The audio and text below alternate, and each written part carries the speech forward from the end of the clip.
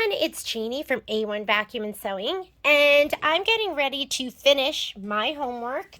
I have gone ahead and done all of week 5, but now I still have to do Blue House Part B with filler block 53 and 54, and then I'm also going to be doing filler block 51 with filler block 52 below it, and then I think I have to do Believe and the Red House Roof Part B is what we're working on.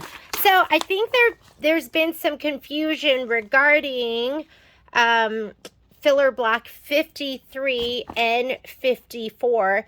Those are supposed to be the skinny ones. So if you look at the sheet right here, that's going to be 53, which is right above the snowman, and 54, that's right below the snowman. On the instructions or on the printouts that Kimberbell sent out or had accompanying this, it tells you the finished size. And the finished size is supposed to be 1x7 for each of these. That is a mistake. It should be 1x6. And I'll go ahead and change that on the spreadsheet. I had a couple people piece together. Let's see if my pen will write. I had a couple of people. How about this one? We'll see if this one works. Here's all my scrap paper, 1x6. And like I said, I'll send a note out and I'll put it on our sew along. So when you sew this together, you have a 2.5 by 2.5 by 2.5, and you're losing 1/2 inch here and here. So 7.5 becomes 6.5, and that is right. The piece under here should be 1 inch by 6 inch, which is the final size, but this piece here is 1.5 by 6.5. You know that's going to be right because this is going to attach to the snowman, and the snowman is on, let's see, there I passed him. Snowman's final size is 6.5 by 8.5. Well, if this goes on top, you need it to be 6.5. Here's my snowman. I haven't pressed him out yet. This is going to be the same size here, and then the other piece is going to be like that too because that is your cut. So just make sure this is 1.5 by 6.5. That is correct. Your batting piece should be 1x6. Which is the final size, and that should be the case for both of them. I will make a change to the spreadsheet with a little note, but if that happened to you, you have it right. You didn't do anything wrong. You did it right. It was supposed to come out that way. Okay, let's go ahead and let's get started. I'm going to be working, the design that we're going to do is going to be the blue house. Blue house is, I'm going to put that away because now we understand it. Where's my blue house? Blue house Part B is on page 48. Oh, look, I'm already there. And final size of the blue house is going to be 5x8. Blue house. 4x8 horizontal. So we have to do this in we have to do this either a 6x10 or I'm going to be doing it in the 8x12, and then I'm going to snug in those two pieces that we're going to change the measurements to, or the measurements for. Patrick says, I'm a squirrel that has lost her nuts, and I'm always looking for my nuts. So you're going to notice I'm always going to be looking for something. Let me grab my 8x12 hoop. Okay, here's my 8x12 hoop. And I did something a little bit different this time. I left my, here, let me put this up a little bit higher. I took my piece and instead of cutting it in a long strip that's 12 inches wide, I decided to just leave it double wide. And so now I'm saving muslin on both sides. So something new. Haven't done that before. I'm going to go ahead and I'm going to hoop up under here underneath the red house. So I'm going to go ahead and open up my hoop, and then I'll cut these all apart. I guess it's just fluid, right? You can do whatever you want, whatever works for you.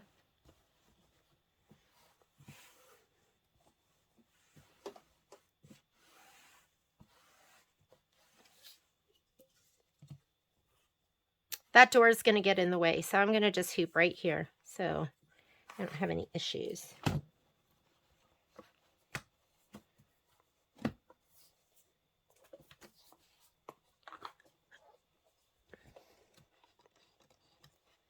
Lefty loosey.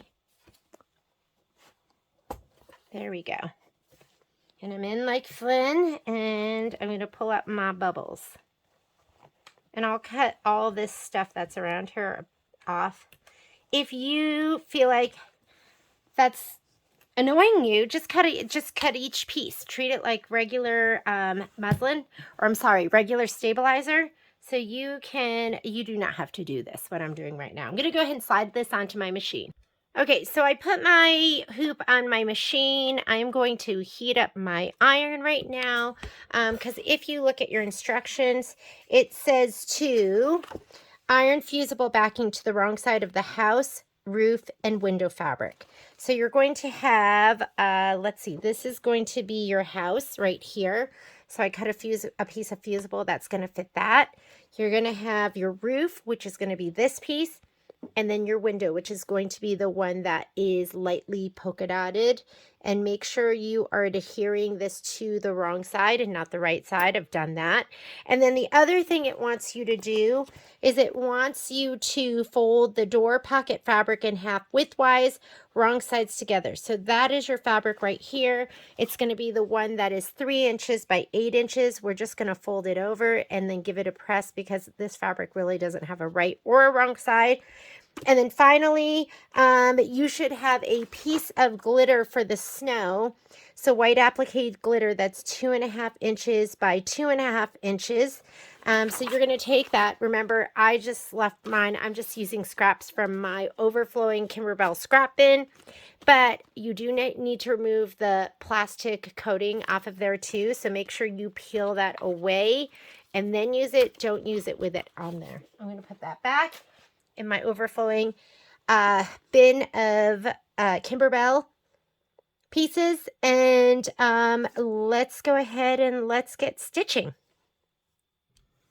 Okay, so this is Blue House Part B, and we're going to load in line 6 4x8 horizontal.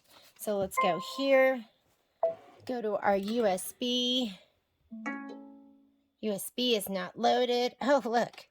This is what happens when you do not plug in your USB. Okay, let me plug this in. I use this. I have one of these. I just got it. What is the, I don't even know what's this called. Sabrent. And I have this plugged into my top port on my machine. And I've just heard people have said sometimes the ports can get damaged, so it's kind of nice if I just use this and they just get plugged in and out of this instead of that port. I've never had one get damaged, but might as well avoid it. So I'm going to come in here, cup of chair quilting, and we're doing line 6. And we're doing, I was doing a class and somebody said they were having trouble. You know what we were doing? We were doing, we're doing a class using the fills and the Hoffman poinsettia panel, and they said they were having trouble reading these. Well, if you're on a Luminara Solaris, did you know you can go ahead and you can pinch and pull your thumbnails? So here's my thumbnails right here so you can see more of them. But look, I can't see the sizes here for those quilting designs, so then I can just go ahead and push. So pinch to make them smaller, push apart to make them bigger, and you don't have to go into your settings to adjust those. So there's your quick mini lesson. Cup of chair quilting. And if you've never seen it, you might not know it's available for you. So I usually leave them as big as I can have them. And we are putting in 4x8 horizontal. So 4x8 horizontal is going to be the first one. Second one's going to be vertical. Go ahead and set that. And I'm going to take this design and let's go ahead and add to that the house. So we're adding the house that looks like this, that has the number 16 on it. So let's go ahead and hit add. And we'll go into our quilting cup of chair. And that is a house block. And we're looking for the one that has a 16 on it, which is this one, and it says Blue House. But if your icon or your thumbnail's really small, I guess it's not an icon, but your thumbnail's really small, like this, well, you wouldn't see here that it says Blue House. So you can just do that. And now you can actually read a description of what the design is. So that is good. I'm going to go ahead and set it. And I'm sorry, let's go ahead and look at alignment. And it says align the block embroidery file with the quilting design so that both files are centered. That's always the easiest, right? And we're going to go ahead and hit embroidery, or actually we need to move that to the upper left hand corner. So if we do this first, guess what? I'm going to go ahead and group this, and I'm just grouping those two. So I'm going to hit that so the whole thing is blue. Let's go ahead and move it up to the upper left hand corner.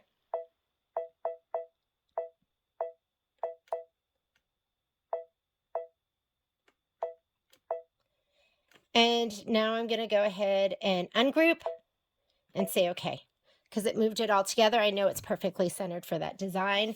Now let's go ahead and put in our 1x6, not our 1x7, but our 1x6, and we're doing filler block 53 and 54.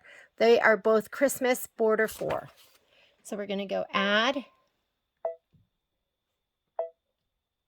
and we're looking for Christmas border 4. Here's my Christmas borders. Block by block. And there's nothing smaller than 1x7. So we're just going to load that, but we are going to have to be really careful of that foot going up and over and scooping things. I was thinking, could we put a topper on it, but then we'd have to rip it out of all those small spots, or we'd have to go ahead and dissolve it. We're just going to be really careful with it. Maybe we'll fast forward here, and then we'll fast forward there. We won't stitch out this very top part and the very bottom part. Let's go ahead and set it. I don't want this back design to move, so I'm going to use my edit, move, and I'm going to use my arrows. And we'll just put it right there.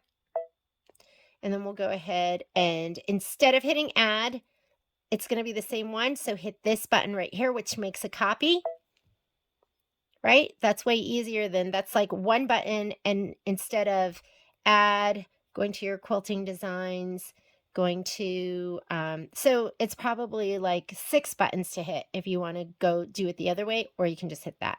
So I'm gonna rotate. Let's get them in the middle here. And I don't want to touch the design behind, so I'm just going to do it like this. Okay, I'm going to go ahead and say okay, and we are ready to go. Let's just go ahead and say embroidery. Okay, I could have done these two first, but I'm just going to do that one. And we are going to go to right here where we can go forward and backward colors. Let's look at the color it recommends. And I actually didn't even look to see what bobbin I had in there. So for the quilting, for this, it wants the taffy pink. So I'm going to grab that. And then for 53 and 54, it wants 53 and 54. So filler block unit to the top of the snowman. That's not what I want. That just shows you how to sew it together. We want this. So number 2 is taffy and number 4 is blue. So we're going to go ahead and grab both of those. And of course, we'll grab our other colors too. Okay, before we actually start stitching that, I talked about fusing my shape flex to these pieces, but then I never did it. So I'm going to do that. I'm just feeling my shape flex, making sure I have the fusible side towards my fabric. It's always a bummer when you accidentally put your iron down on the fusible part. I don't know if you've ever done that. I've done it. I think the worst is Misty Fuse. And this piece here, I just found in my extra scrap bin of, I have extra scrap bins of everything. But it doesn't have to go edge to edge because you know the Kimberbell pieces are cut generously and that you're going to have you're going to have extra. You're going to have excess on the sides. Whoop, do you see that in there? Red thread. And if you leave it, it's going to shadow.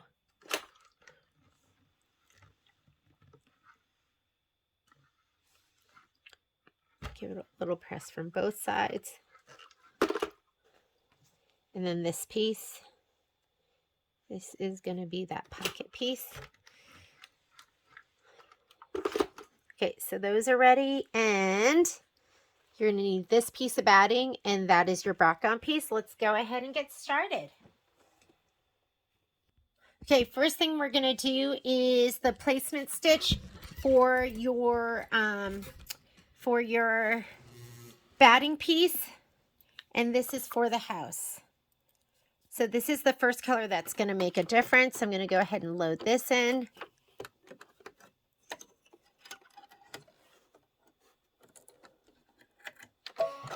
I got distracted because, and like I said before, I never checked to see what color bobbin I had in there. So let's go ahead and check it out. And I've got white, so we're good to go.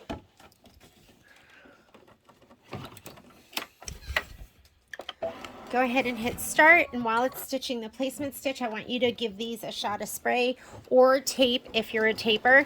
I spray in my spray tent, and I use KK Ganold 100. And it's my favorite. And it's the best. So I had somebody ask me why I don't use, I think it's KK2000, and maybe it's a Selkie product. And I don't use it because I've never tried it. And maybe it is just as good or better, who knows? It's KK, so it makes me go, is it the same product, just under a different name and sold by Selkie? Because there's so many products I feel like that are just relabeled and sold by other companies. Okay, now I'm going to also go ahead and take this and place this down. This is my topping fabric, and I already sprayed it. I'm just going to lay it down here. And you need about 1 inch on all sides. So I'm just going to lay it down here. And look, I'm definitely more than or less than 1 inch over here. But I'm not worried about it because all of that's getting trimmed off anyways. And I want to leave space here for that other piece. But I mean, at least 1/2 inch. Leave at least 1/2 inch. I'm going to do, I'm going to skip the next step. So the next step here is tack down for the batting and then trimming of it. Placement for your background piece. Tack down for your background piece. I'm going to do that one. We don't have to do the other steps because we already knew where to place it. And we already had cut our batting to size. So don't be nervous that there's not as much fabric over here on the side, because this line, this tack down for your placement fabric, is pretty much your cut line. So we have plenty extra over here. And now it's going to be the quilting stitch. You can look at your screen and just confirm that's what you see right there. That's what I see. So we're going to go ahead and stitch that out. And then we'll get ready to do all the fancy embroidery.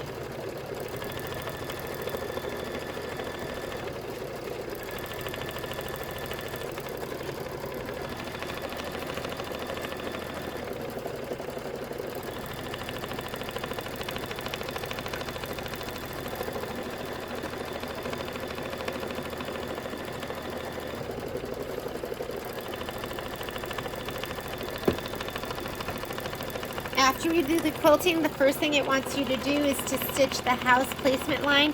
Color doesn't make a difference, so we can just go ahead and leave the taffy in here. Here are my pieces. These are the ones that already have the shape flex on the back of them. So I'm going to take these over to my spray tent and give them a little shot of spray. And if you don't know what I'm talking about when I talk about my spray tent, let me go ahead and set it up over here. Sorry, hitting my filming arm. It's making everything bounce.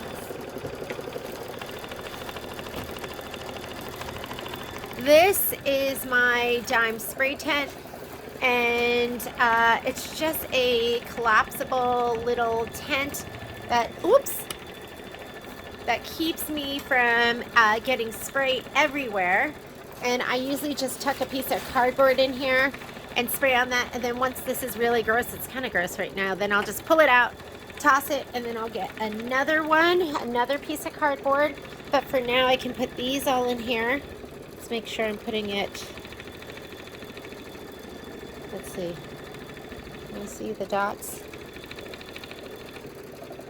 So hard to see it. Okay. That, and that. I'll give it a little shot of spray. People ask, where do we get these? We sell them in the store, so you can always get them on our website. It is a dime product. Okay, next step. Next step is the placement for the house. I'm just going to go ahead and stitch it out. And then this is our house fabric. It's a mint green.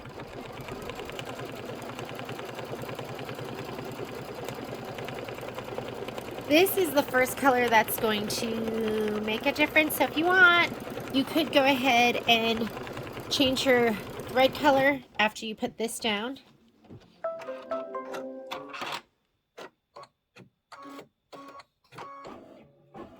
So I'm going to lay that down. And we can just go ahead and change it right now. Why not? So there's my mint. I'm going to take out my taffy. I love you, taffy. I love that taffy color. It's so pretty. And let's go ahead and put this in.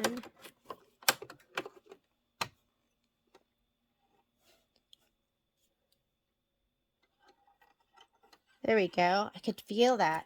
I had, I want to say we had 3 or 4 calls today at the shop, and of looping underneath the fabric. That is the #1 issue that comes into our store. And I gotta tell you, it's 95% of the time missed take-up lever. So if ever you miss your take-up lever, and your take-up lever is the part right here, that's the metal part that goes down and up and down and up and down and up. If you ever miss that, because what that take-up lever does is it sends a loop of thread in the bobbin area. And when it goes up, it pulls it into a stitch. If you ever miss it, well, then it starts looping underneath the bobbin area. And it causes your thread to bunch up there. It causes your machine to make a horrible noise. So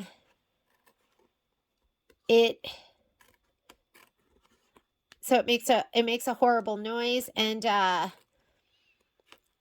your needle can break, your fabric can stay in place, and people think it's always something in the bobbin because it's on the underside, when what it really is, it is an error in your upper threading. So be open-minded to the fact that you may have misthreaded your machine. Take everything out, rethread it, and that will almost always fix the problem. One of the ladies that came today, she went out because she thought it was that she was using the wrong bobbins. So we just rethreaded, and then everything was perfect. Okay. Now we're going to do, I'm just going to leave the same thread in. Now we're going to do the roof. That's going to be your darker teal.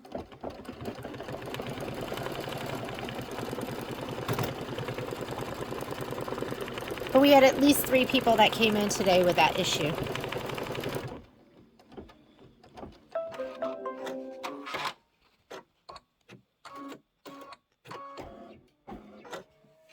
I mean, I just almost missed my take-up lever. That's why I'm mentioning it to you.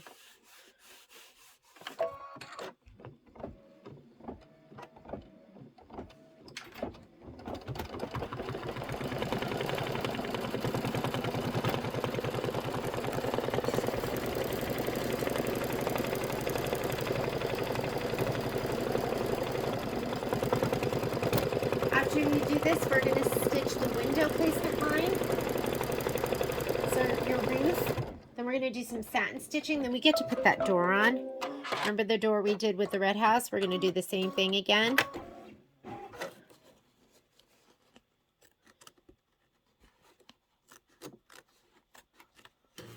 Let me move this out of the way a little bit.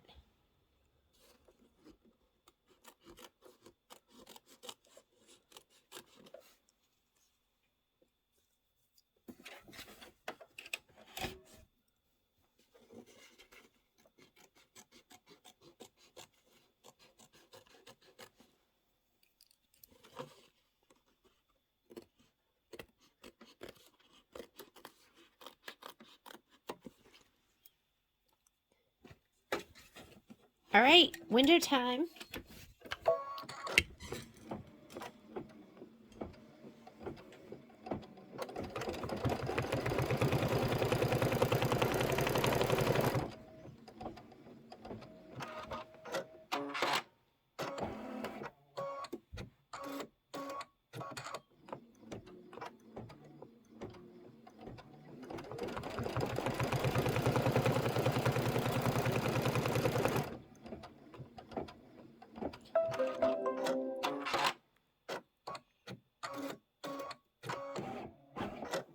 Go ahead and put this down.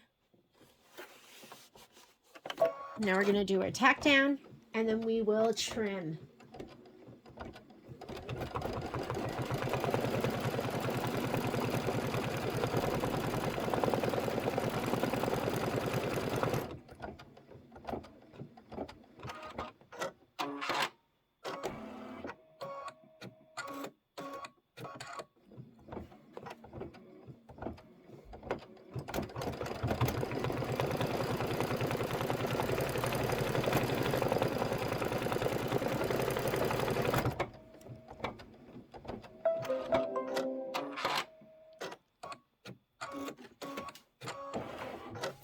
Okay, let's go ahead and pull this towards me. Give this a little trimmeroo.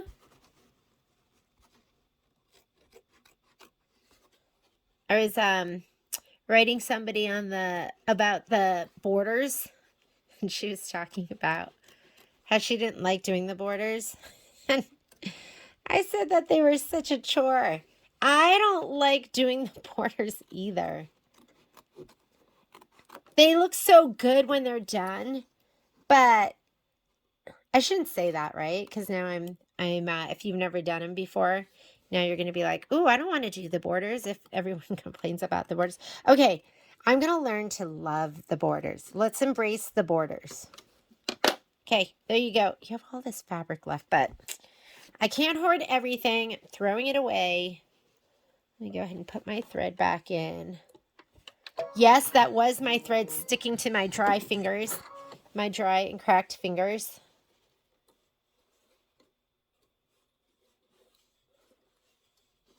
And it's not even winter time. All right. Still summer. My hands should be like soft and supple. Stitch the house satin outline. First color is going to be the mint green on the sides of the house. So let's do that first. And then after that, we do that, it's going to be the roof outline. So you want your darker teal.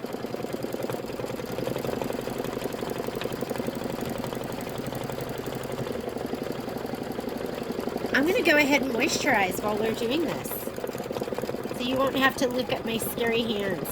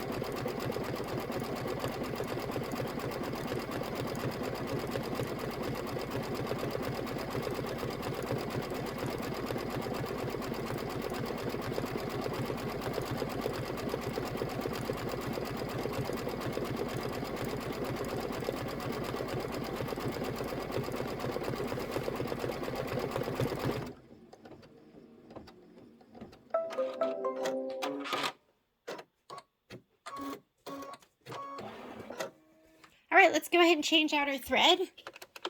I'm working on laying out my back right now because I've been piecing it together, and it looks really cute. Maybe I can get that done tomorrow and show it to you.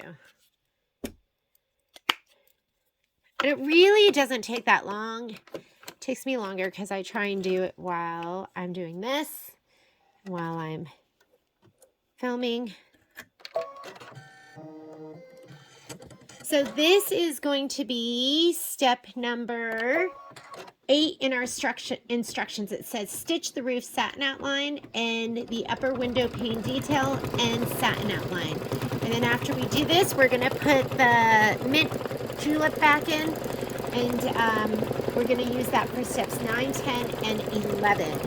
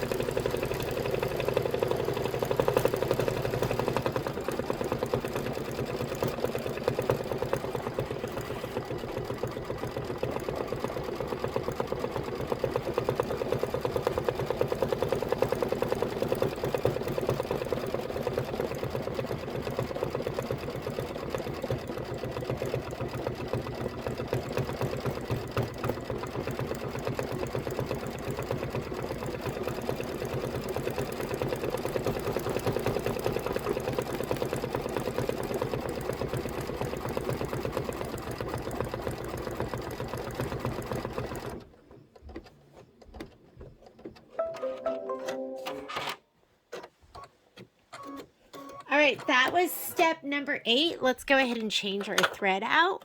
We're going to put our mint julep in.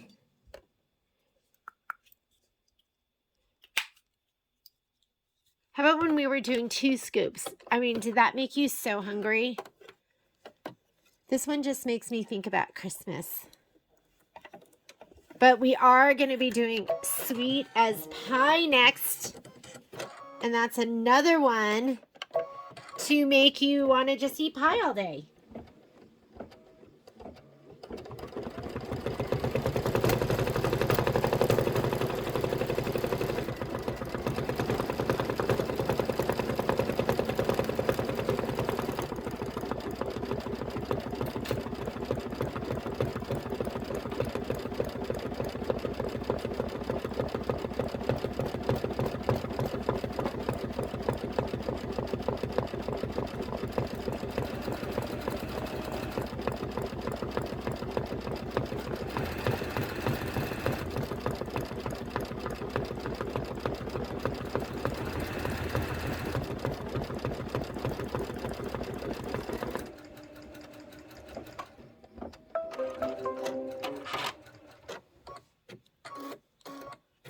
That was step number 9. Now you're going to stitch the upper house detail. So just go ahead and start again.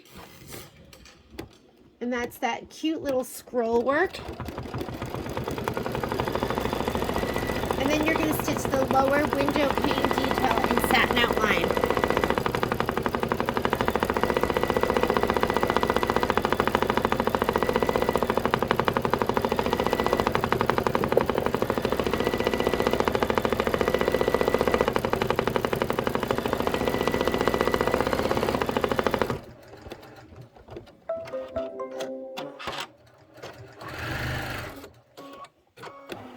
Now go ahead and just hit start, and you're going to do the lower window pane detail.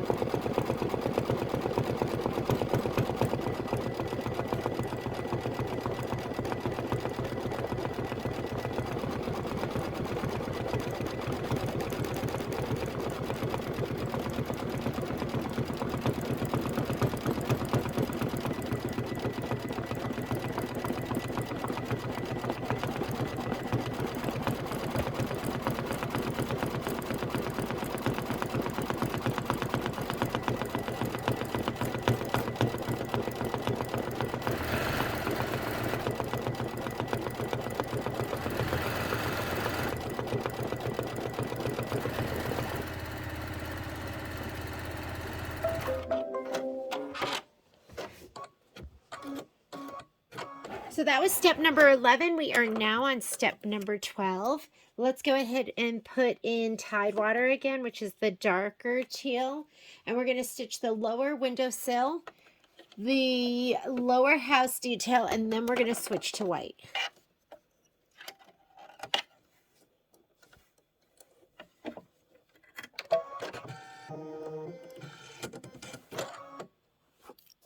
Right.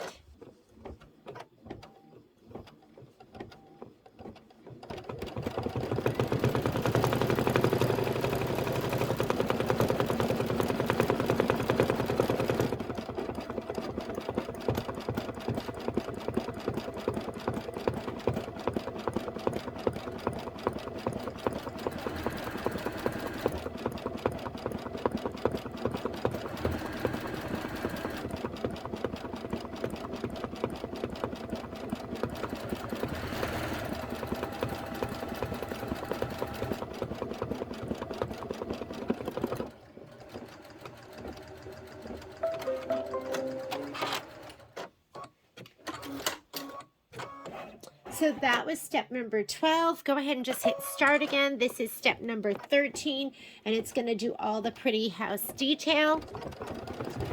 And then let's get your white thread ready to go.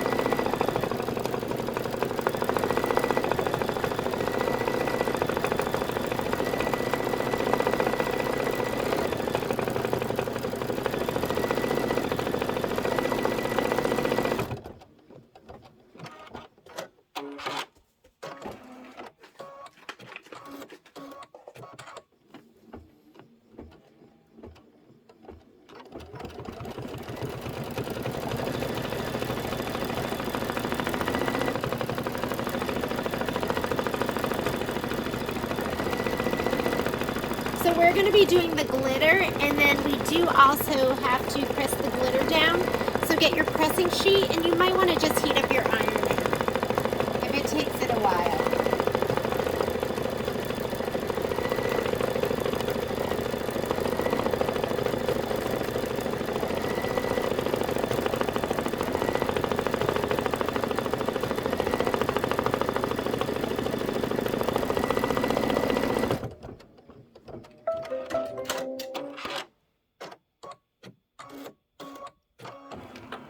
Okay, so I'm going to change up my thread using my big old king cone of white.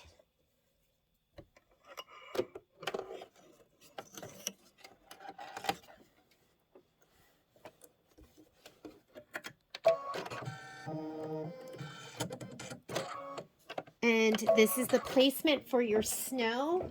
So you need to get your white piece of glitter. I'm going to be laying this down. I'm going to wait to see what it looks like before I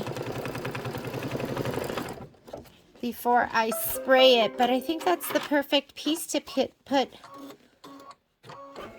We're going to just lay it down. Let's go this direction. Actually, I'm going to go right here. Let's just do that. Now, glitter usually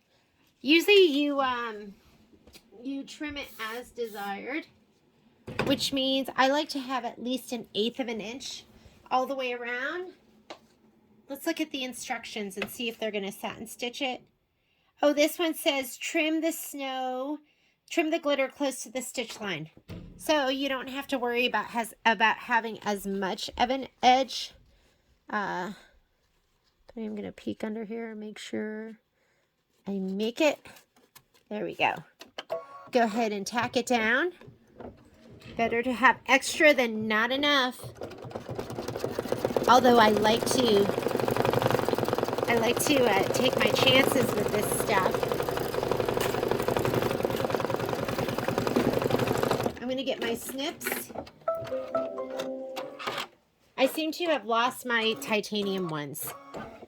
I'll probably find them, I don't know about you ladies, but I find them in between like layers of fabric or on the floor underneath my sewing table. Who knows? Maybe I brought them to the bathroom with me. Been known to do that too.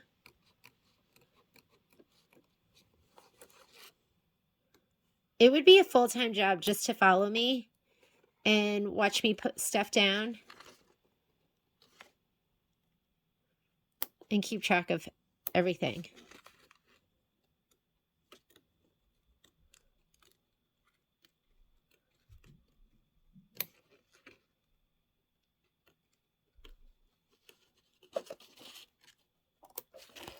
All right. Look how cute that is.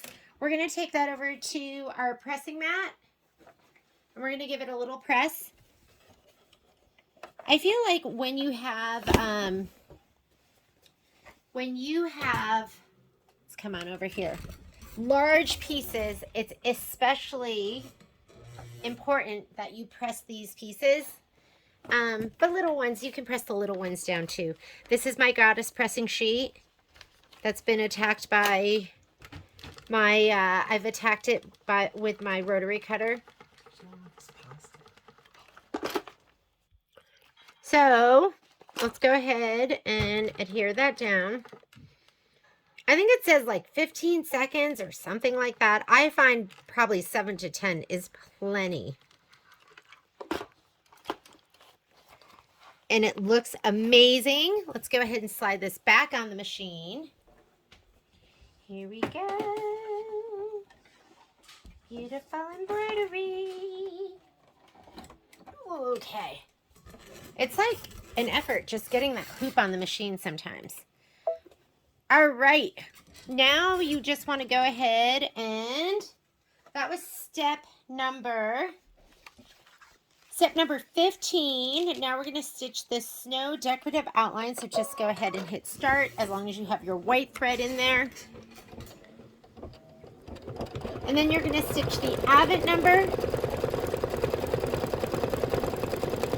And then we're going to be working with our darker blue thread and our blue pieces of fabric.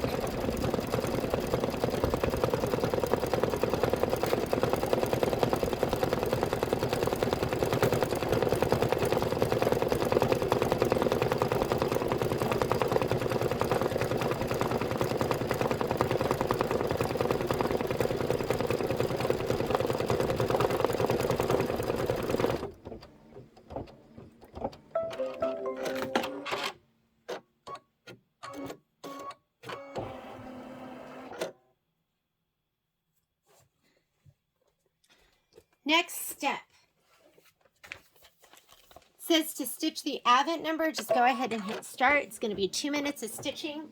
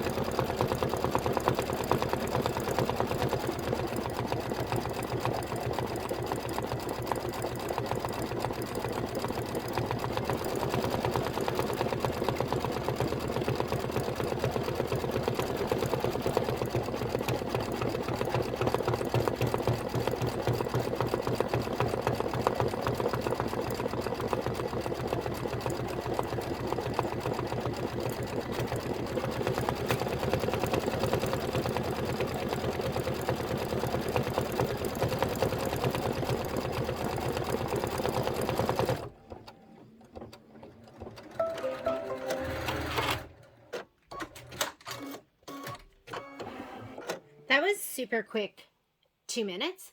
Okay, now we're going to do step 18, which is to stitch the door base placement line. So let's go ahead and change our thread out to this really pretty blue.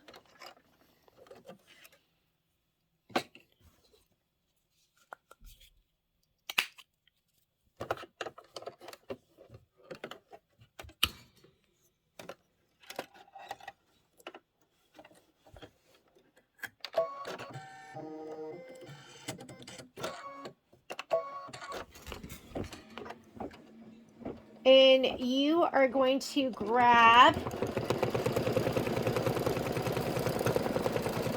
you're going to grab the piece of fabric that has the shape flex on the back. So don't grab the one that you folded over. Oh, actually, you know what? This one doesn't have shape flex. Because it's a darker color, we didn't need it. I'm going to give this a little shot of spray.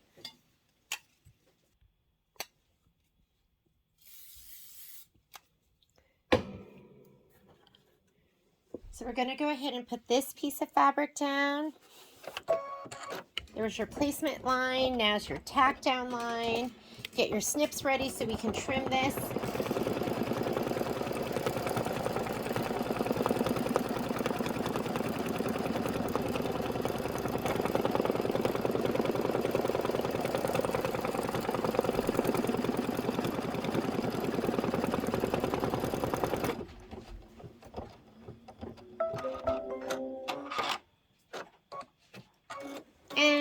actually, I don't think we trimmed this yet. So we just did, this is the door base tack down and pocket placement tick marks.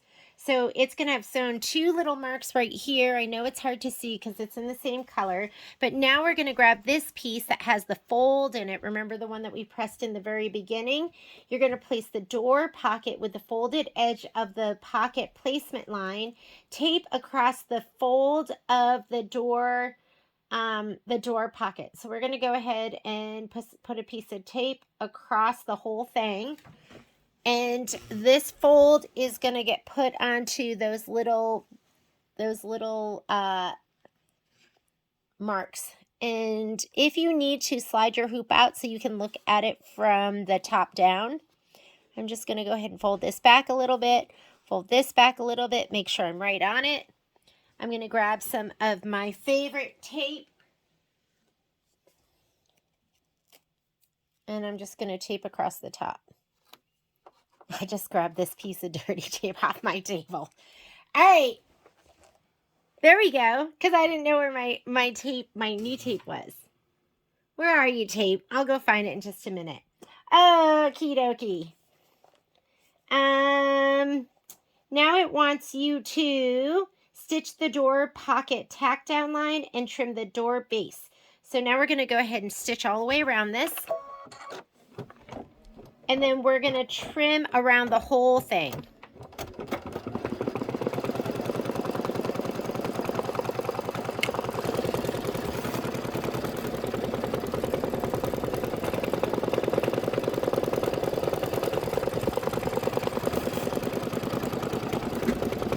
You can tell people, oh, the sew along was really great, but she uses really dirty tape. You know all my secrets now. Everything. What else do I have to hide? Nothing. Okay, so we're going to grab this. And let's pull that off. And let's pull this off. Saving the environment, one dirty piece of tape at a time. And everything has Momo Love in it too. That actually looks more like batting. Something like that. There we go. I don't know what that is. We'll go ahead and leave it. We're going to go ahead and trim around the whole thing right now.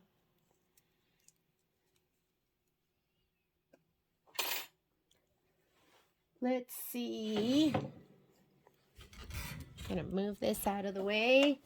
Slide this back towards me. And let's go ahead and trim the whole thing.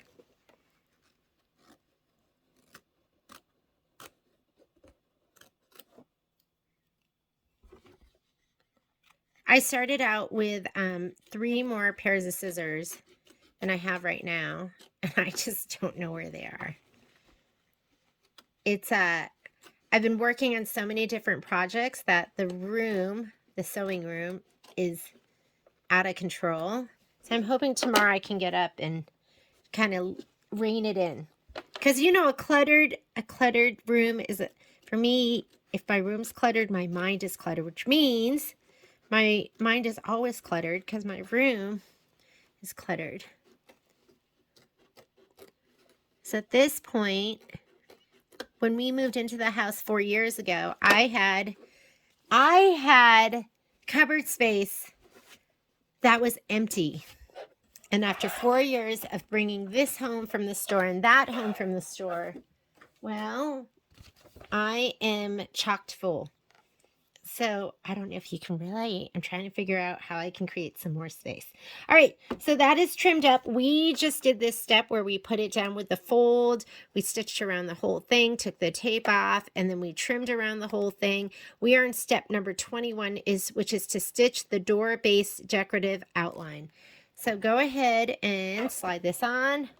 And it's going to do that pretty kind of decorative stitch that's not a satin stitch that Kimberbell likes to do. And then we're going to get ready to put our door on. So you need to find your door. Go ahead and grab this.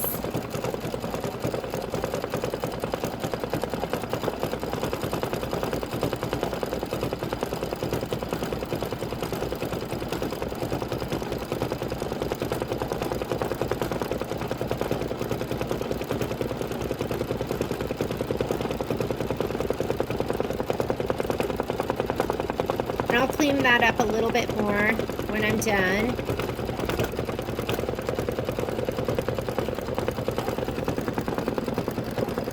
That's probably why that other piece was so icky.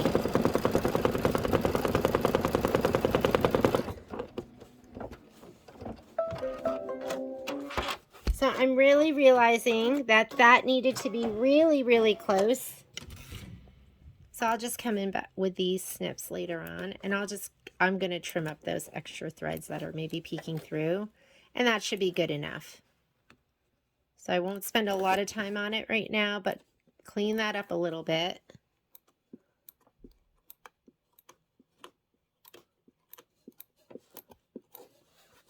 Come back in with your tape and just get any little stray pieces that might be sticking up. Okay. We're going to go ahead and put on the door next. Okay, here we go. So the first step, I'm going to go ahead and slide this back a little bit, and we have our tacks if we want to use them as well. But the first step says, center part A door on the door base by aligning, we'll look at the instructions too.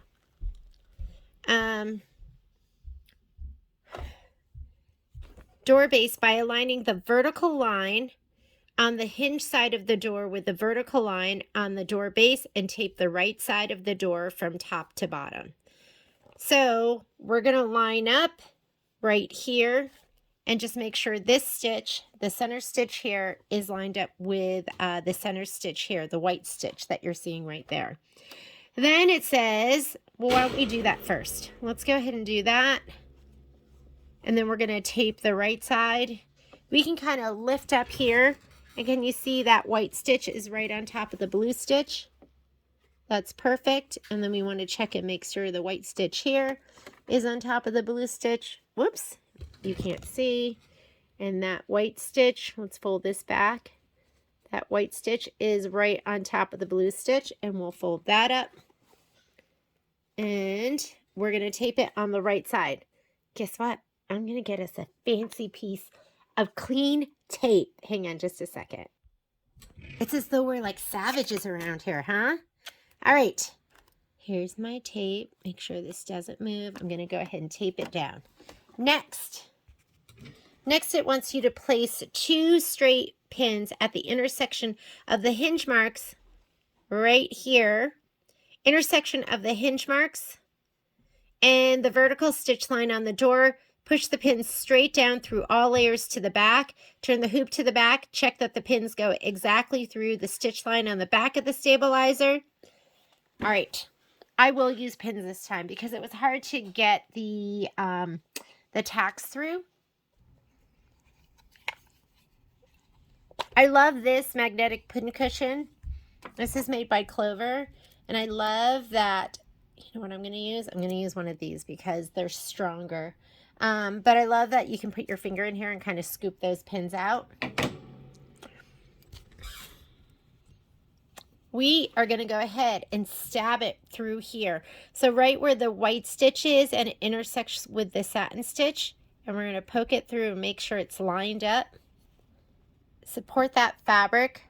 Could you even see that? So the white stitch where it intersects with the satin stitch. Let me see.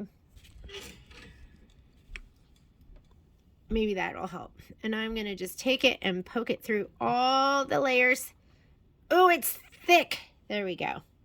Let's do it with another pin. And what we're looking for is we're going to turn it to the back, and then we're going to make sure that the pins go exactly through the stitch line on the back of the stabilizer. Support it. You might have to adjust this. Here's the moment of truth. I think what I did before is I poked it from the front, from the back up. Let's do this and flip. Oh my goodness. This one is pretty perfect right here, but the other one is too far over. So I'm going to kind of pull this out a little bit and move it over. I think that's going to be easier. There we go. That one's perfect. This one I'm going to have to move over.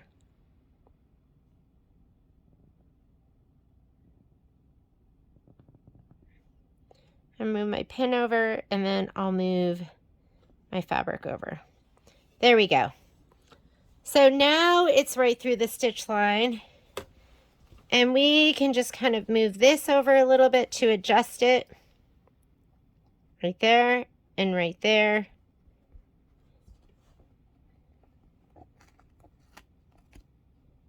I think it's almost better to do this first. Do we have one more house to do? That should be good. So that looks good. Turn the hoop to the front, stick the pins into a wool mat, lift up on the excess door fabric, adjust door if necessary to line up correctly, and tape the hinge fabric in place now. So now we're going to tape over here on the left-hand side, and then we'll go ahead and pull out those pins. Let me reach over here and grab my handy dandy tape.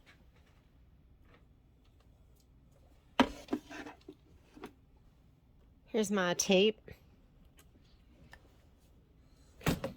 I'm using the belly method, where the belly holds the the belly holds the hoop. Okay. I would use the boob method, but I don't have any of those. So instead, I've got a nice big belly I can use. All right, here we go. And we're going to tape this down over here. Then it's time to make sure your door is aligned just right. It's easy to do. First, unthread the machine. So we're going to pull out our pins. Make sure when you pull out your pins, you don't move everything else around. I like this next method where you make sure everything is aligned. Okay, let me get all that fabric, all that beautiful embroidery, get it under there. We'll cut this all apart, all at once. Slide on your hoop. Make sure you don't move anything else. Okay, so now to make sure your door is aligned just right, first unthread the machine's needle. So we're going to unthread the needle. Keep the presser foot raised and move the stitching on your machine forward 7 stitches and drop the needle. So we're going to go 7 stitches right here. 1, 2, 3, 4, 5, 6, 7.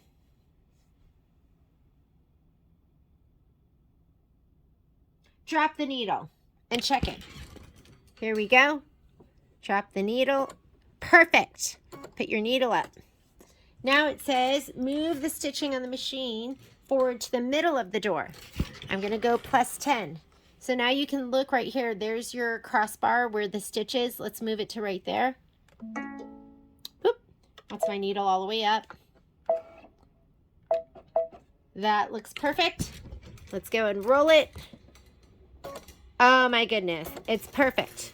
Okay, I'm going to hit my needle up just to make sure. And last thing it wants you to do is move it to the bottom. So there it is. I'll go +10. And that was +10. Whoops. Let's roll it one more time. I'm a little bit high. So I think this needs to go a little bit lower like that. Let's see how it is now.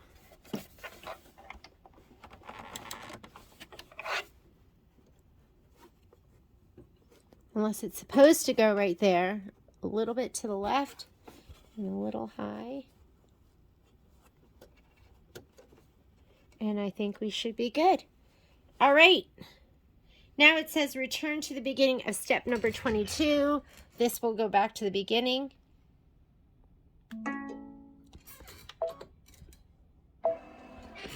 And we are ready to go. I already did one of the doors, and you would think I'd never done it before. I was like reading the instructions all over for the very first time. Now that your door is aligned, it's time to rethread your needle, lower your presser foot, and stitch the door hinge line. So let's go for it, ladies.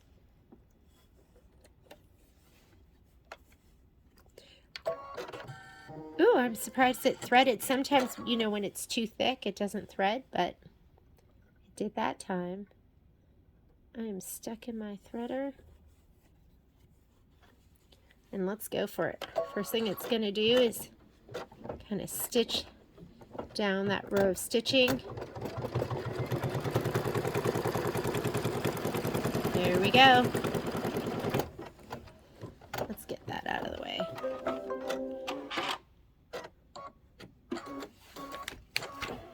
After it did that, verify the hinge line stitch directly on top of the previous stitching of the door and door base. If the stitching is lined up, trim the excess door fabric. So now we're going to go ahead and trim right to the left of that.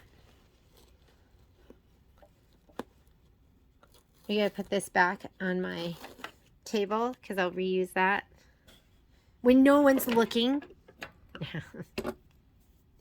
Here we go.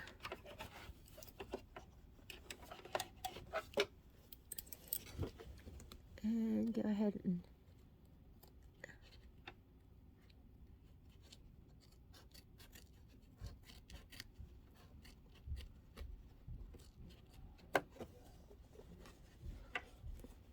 let's get this thread out of the way too. So we trim that, and now it says stitch the door hinge satin line and remove the block from the hoop. So we're going to go ahead and slide this back on and do our satin stitch.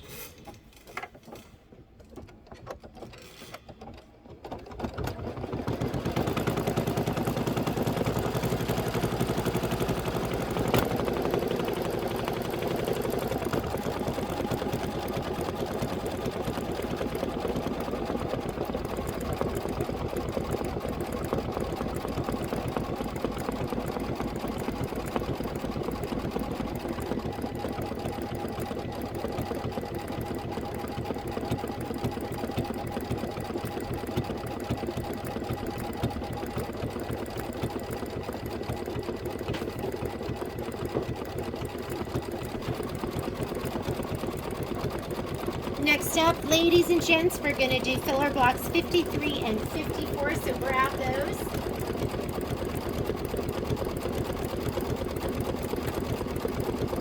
These will be super quick because all we're going to be doing is quilting them. So I'm going to put these over to the side right now, and I think we were going to be using taffy, and it feels so good to have these done. The door ones are a little challenging, aren't they? Okay, so the designs were the same for this. This is going to be your placement stitch for the, that's the placement stitch for the batting. And that bottom one, I think I had loaded 54, not that it makes a difference. You could do either one, but thread color is going to make a difference. So let's go to this page, and it is going to be the one above the snowman, 54. That is number 4 in this drawing, and it is the dark blue thread. Oh, and how convenient. My dark blue thread's already in.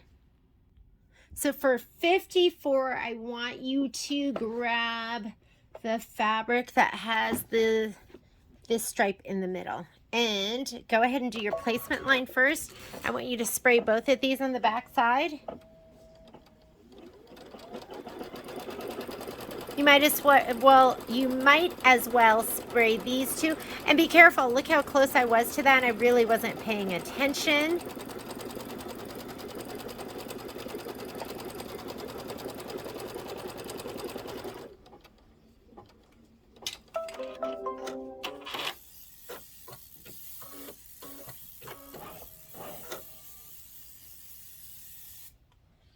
I usually spray light, but I sprayed this a little bit heavier because we're not going to be making it all the way from edge to edge.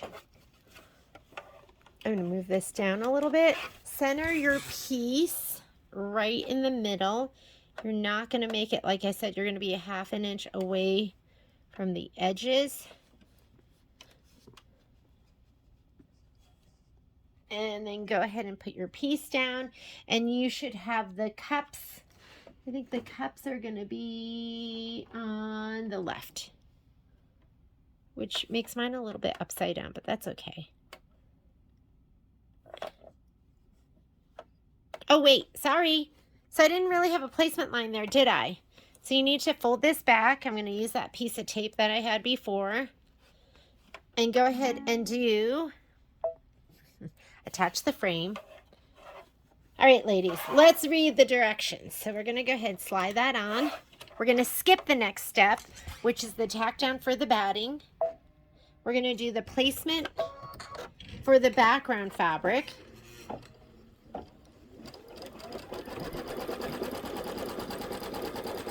And I know it's not totally making it over there, but that is okay. Don't stress out about that, because it just needs to be 6.5 inches.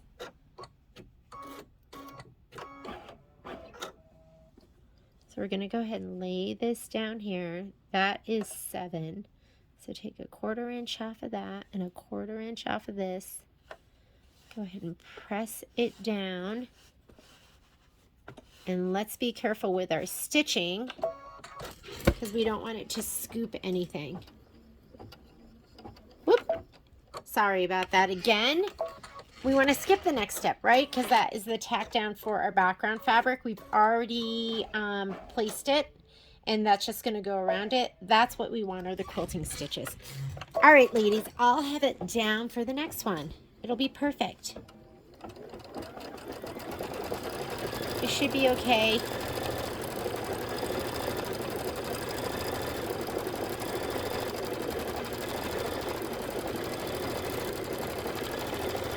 And 6.5 inches should be perfect to sew onto the snowman, because that block is 6.5 by 8.5.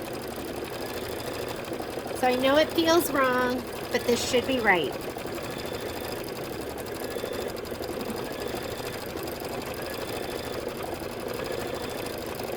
So for the next block, we're going to use our taffy.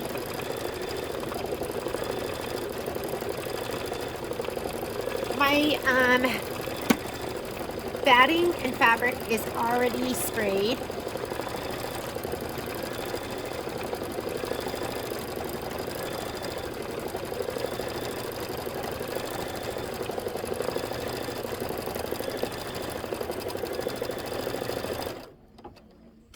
And it's gorgeous.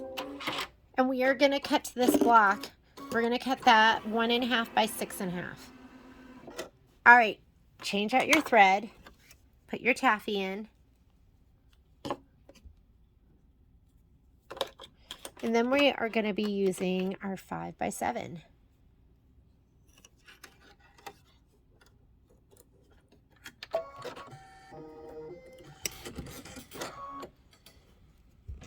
So I don't know, I don't think we're gonna, this is gonna, I think that is far enough over to the left. We don't have to really worry about that.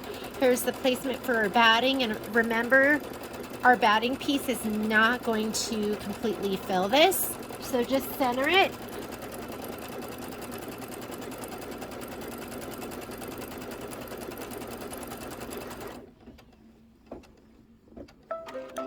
Center your batting piece. We're going to skip the next step. All right, I'm in the groove. Skip the next step. That's placement for the background fabric. So go ahead and do that. So of the quilting steps, we're doing step 1, and then we're doing step 3.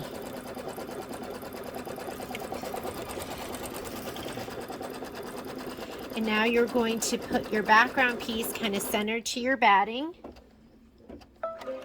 And it really doesn't make a difference which way you put it down. Let's just put it down. So again, this isn't, you're going to be about 1/4 inch away from the top and 1/4 inch away from the bottom. And we need to make sure our foot's not going to scoop. We're skipping the next step. That is the tack down for your background fabric. We want to go straight to the quilting stitches. Watch that foot. Be prepared to stop this in case that foot scoops underneath there. I think we're okay.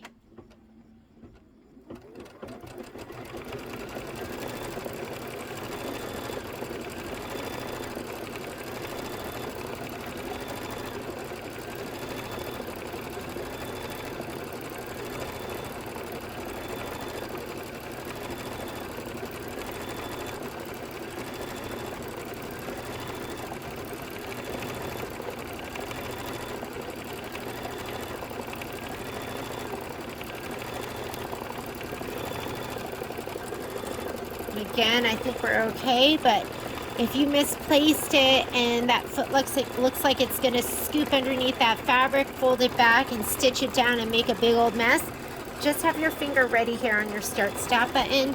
As soon as it starts misbehaving, you are going to stop it.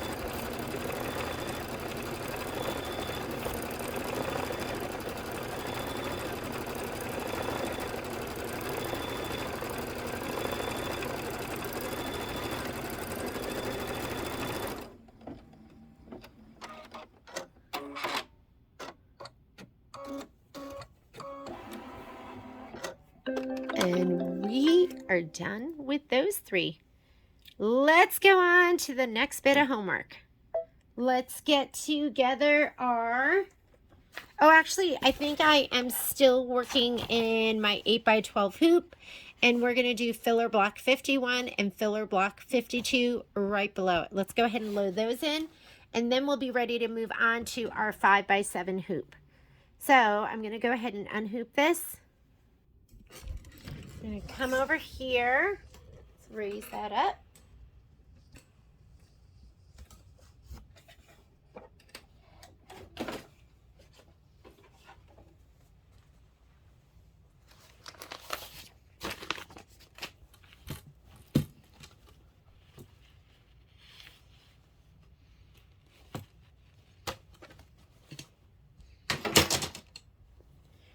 Go ahead and hoop up this side.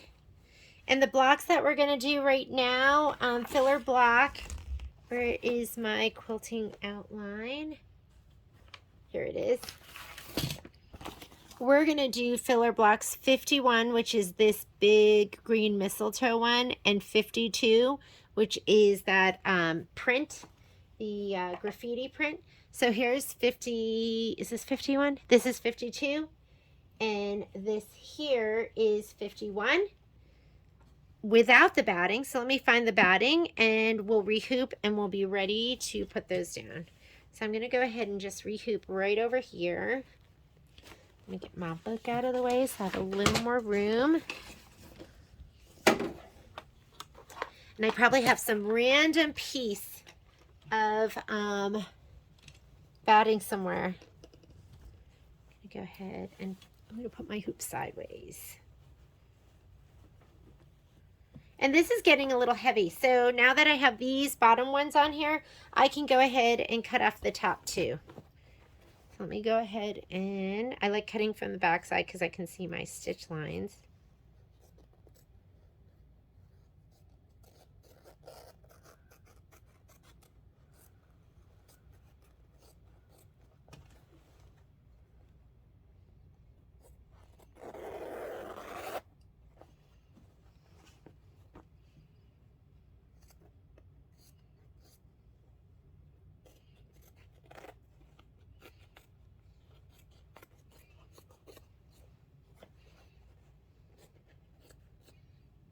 Okay, so these can be pressed, and then these, I'll leave those on here, and we'll go ahead and hoop up.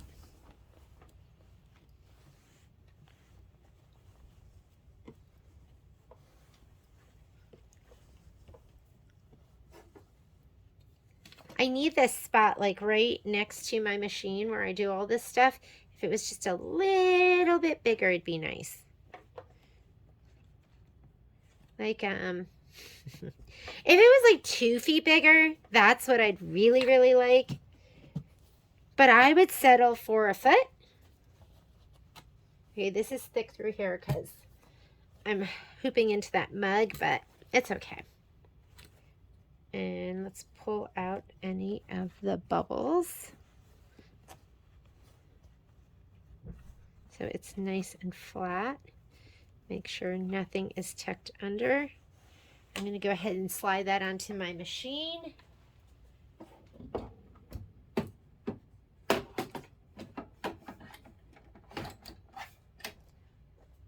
And let's get ready to stitch.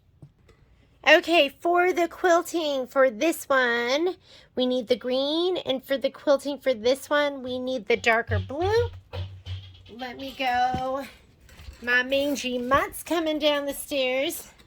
So if you hear some pushy talking, that's going to be him. Okay, hang on.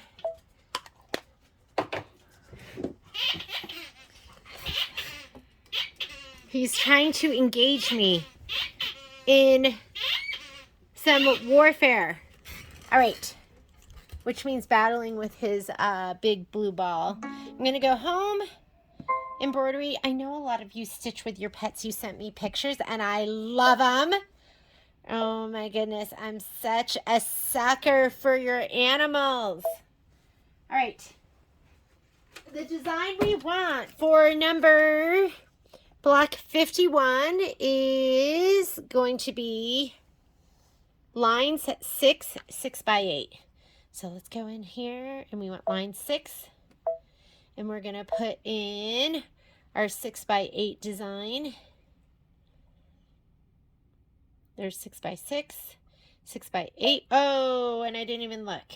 Do we want 6 by 8 horizontal or vertical? They want horizontal, so it's the first one. And really, is it going to make a difference? I don't think so. Go ahead and hit embroidery. We're going to take layout, move, and let's scoot him to the top. My hoop is on. And I don't know why I went embroidery. Let's hit return because we need to add. And now we're going to put in filler block 52, which is filler block 52, Christmas 8, 2 by 6 horizontal. So Christmas 8. And we want 2. I hear some destruction over there. Okay. 2 by 6 horizontal. There is 2 by 6. And the first one will be horizontal and the second one will be vertical. Go ahead and set that. We are going to rotate it though. So let's hit edit, rotate 90, and let's scoot them down. And they can be close. I mean, you don't want them super close, but they can be close because the fabric's just going to go right to the edge. We're going to say, okay, embroidery is going to combine. Everything's all scooted where it should be. And now we can go ahead and let's hit our forward and back button right down here. We're going to do our first step. We're going to get our green. You know, they say a bored dog is a bad dog. Momo can be very bad when he's bored. Actually, I gotta say, he is not that destructive. But he does have this blue Kong ball. And if I don't play with him, he does rip pieces of it off. You know, I never thought I'd have a dog this spoiled. This dog is beyond spoiled. And I just can't help myself. Because I just love spoiling him. Okay, here is my batting and my background piece. So I'm going to give these both a shot of spray. I never found my batting. So I'm thinking, I don't know what happened to it. I'm sure I'll find it as soon as I'm done stitching this out. And it's funny because since I'm filming this, if it had happened live, I would have been freaking out. And it would have been really bad. But since I am, I'm just filming this, I was able to just cut myself another piece. But if we had been live feeding, because I want it to be perfect for you ladies and gents. Okay, here we go. That's down.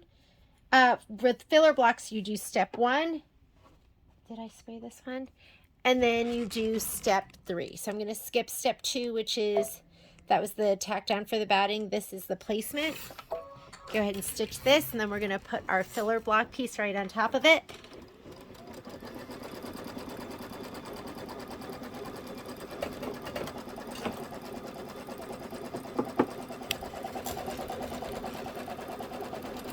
Whoop. Did you see that?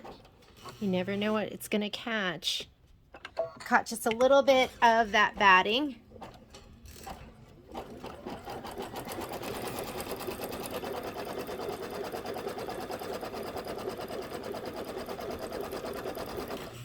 And now we're going to take the filler block, put it down. We are not doing the tack down for our background piece because it will just go around that same edge. This is our filler block.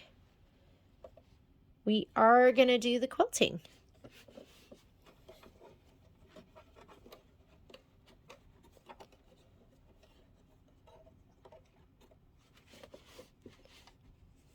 So go ahead and skip. You want to see the quilting stitch there, which I see. You want to make sure you baby this. That foot does not get scooped under.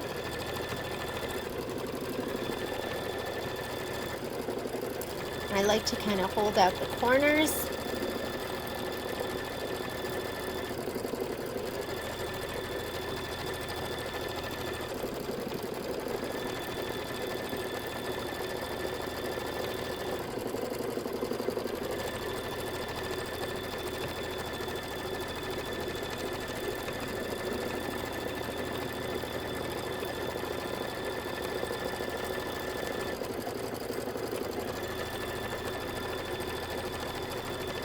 Our first dog, we had a husky, and people raved about those Kongs.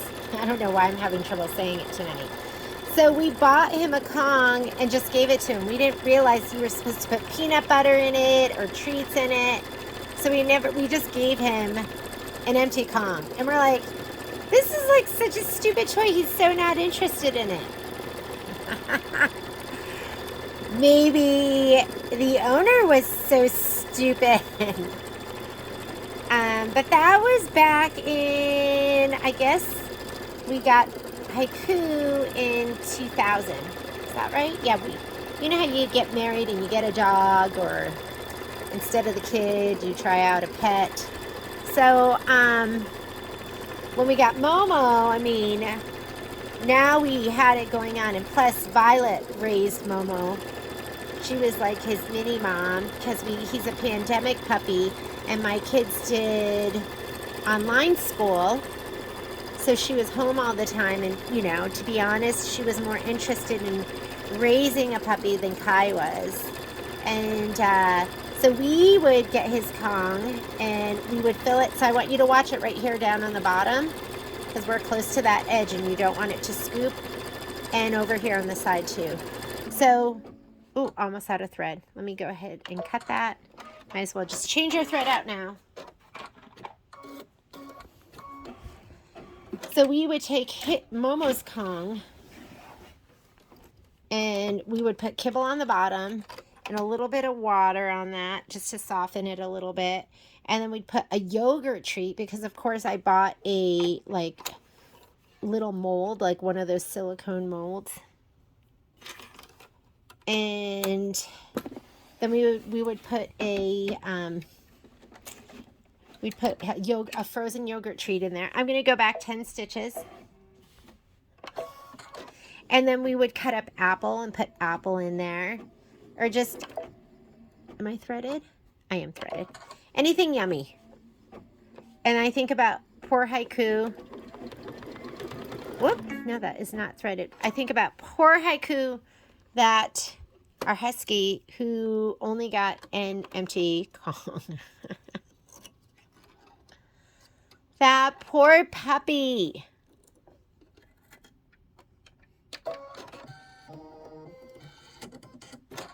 Okay, let's go back. That's 20, and we'll go 10 more. So I have to go back 30. Baby this. Watch it down at the bottom. Make sure it doesn't scoop. Be ready to keep a thumb right here on the start stop.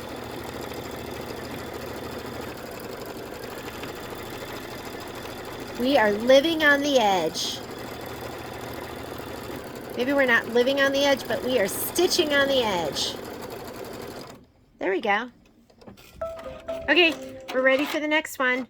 I'm going to change out my thread. This one's going to be the blue again. So let's go ahead and change out our thread now. After this, I think we have 2 more and I will be done stitching the homework. It is Saturday night, so I think I will get up early and sew the sections together. I'm getting excited. Okay, placement line. Let me go ahead and give these a shot of spray. And even though it's non-directional fabric, I want you to look at it and pick something, pick a direction that makes sense to you, that captures your eye. So I have mine loaded so the stockings are hanging down, so the top is really here and the bottom's there. So that's how I want you to load your fabric. Let me pull this down a little bit so I can get to it. We are going to put this right inside the stitch line, and remember this one, and I'm not worried about these threads because I'm doing a dark color on top. We're skipping the next step, which is the batting tack down and trim. We're going right to the placement. This is placement 4, and we are lucky the machine is smarter than me.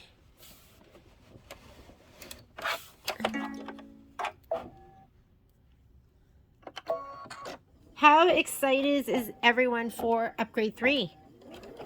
I'm talking the Luminaire and Solaris. It's going to be absolutely amazing. Michelle and I are going to be working on a special upgrade class. So if you don't have a dealer in your area that's going to be doing it, you can take the class with us. Give us until, I think, well, neither of us have gotten our upgrades. So to me, it's going to go like this. I'm going to lay it down. This is the top, and my stockings will be hanging down.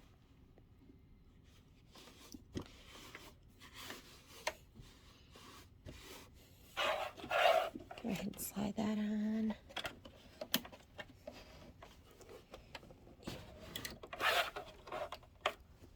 Skip the next step, which is the background tack down.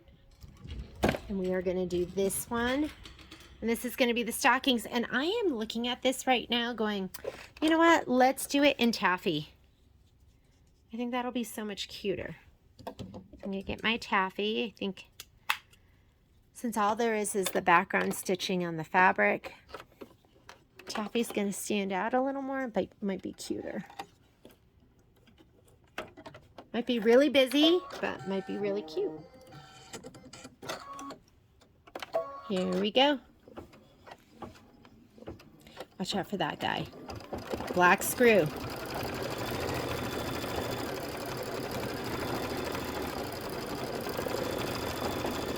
That's cute. I'm glad I did the taffy.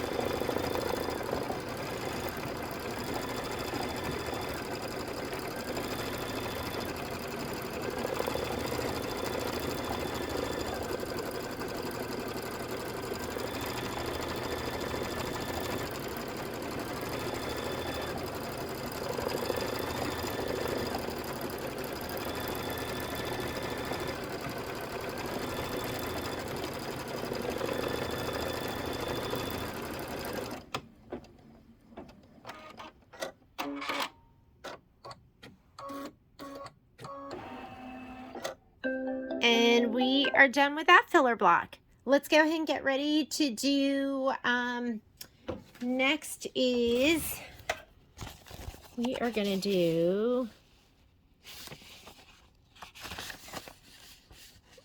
Red House Roof Part B, and then we have to do Believes. So let's get ready to do Red House Roof Part B, and if we want, I think we could go ahead and we could do those in the 8x12. Or if you don't have the 8x12, let's go ahead and switch over to the 5x7. I will be right back. All right, I've got 2 more blocks to do to finish the homework for this week. And the first one of them is going to be Red House Roof. And then we're going to do Believe. So let's go ahead and get ready for Red House Roof. So with the Red House Roof, we're going to go ahead. I'm going to hoop up in my muslin, and I'm going to use my 5x7 hoop. Let me put that to the side for just a minute. Because I have a feeling we're going to need to do some shape flex. So for right here, it says iron fusible backing. Wait, are we on step B? Yeah, here's B. So it says, let's pay attention to that. So when we go to align, we're going to be centered from top to bottom. And so that's going to be our top to bottom. And then on the right side of the quilting design, we're going to line it over here. So keep that in mind. For this, we want to grab iron fusible backing to the wrong side of the window fabric and the roof fabric. So the window fabric, window pocket, window base, window fabric. Window fabric looks like it's going to be, well,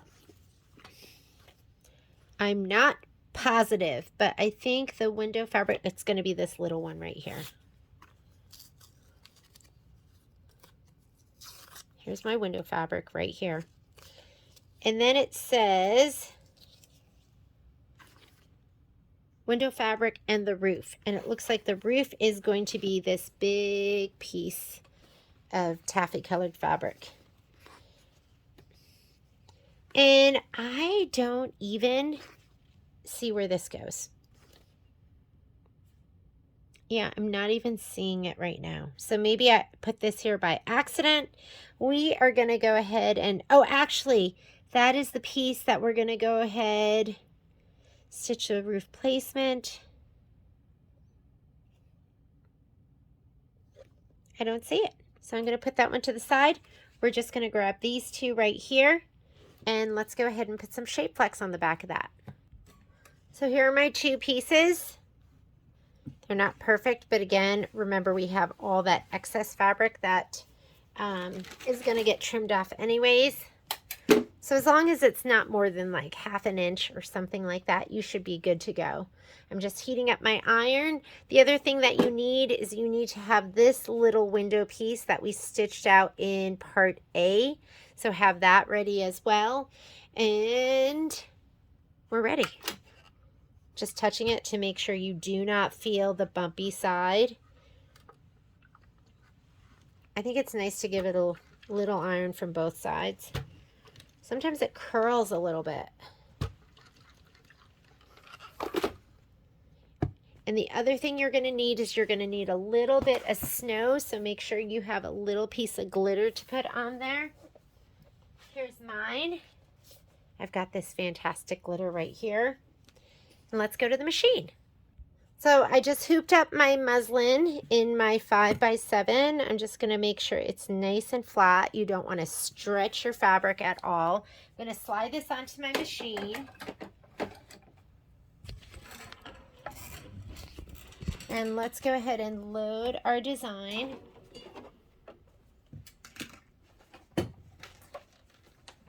It should be time to tidy up. It's getting out of control. Okay, it's either laugh or cry, right, ladies? Let's laugh.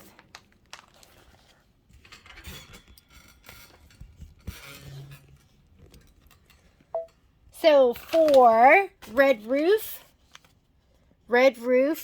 Part B, we are going to load in Plants 3.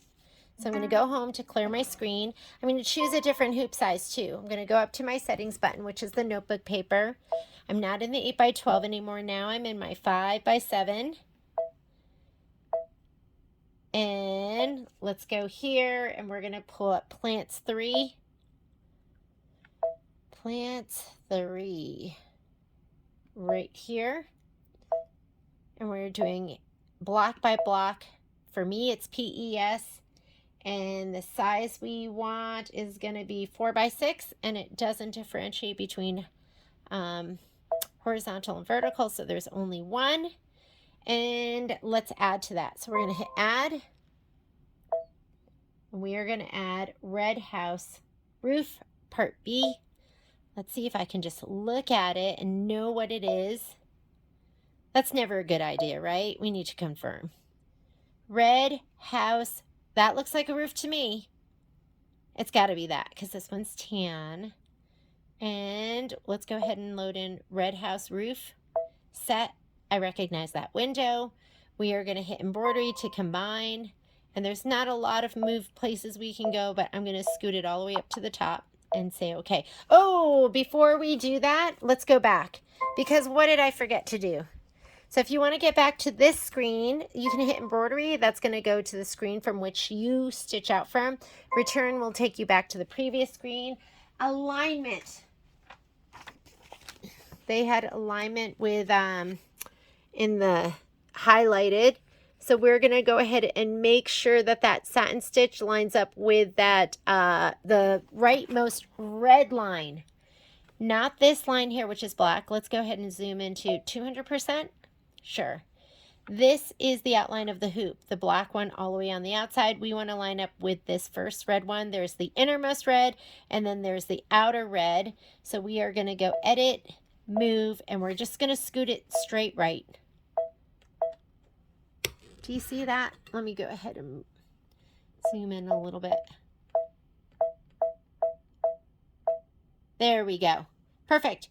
Don't go to the black line. You just want to go to the outer red line. Let's confirm that's what it looks like here in the book, and it does. We are lined up. So now we can go ahead and say okay. I'm going to zoom back out. And that's not a feature in all the machines, but I find it really helpful because sometimes my eyes play tricks on me.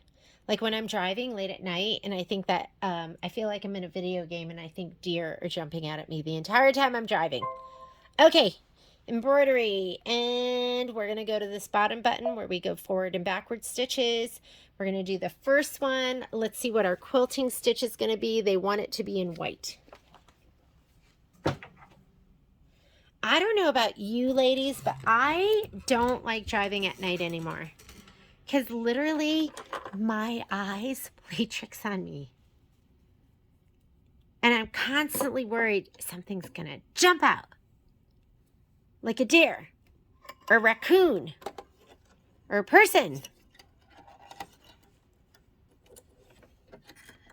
I used to be such a great night driver. But, you know, they don't tell you that you're not going to be able to see anymore. All right. And that your mind's going to play tricks on you. So I don't have a green light. Why is that? Could it be this? Let's put that down. Okay, carriage is going to move. Let's go ahead and do our placement stitch. I want you to grab your background fabric. What is my background fabric?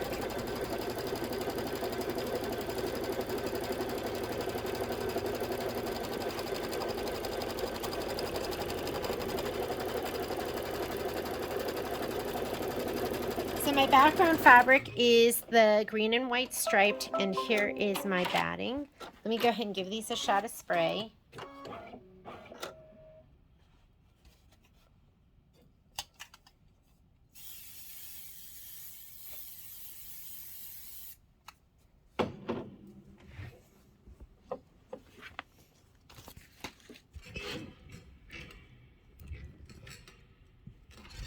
There we go.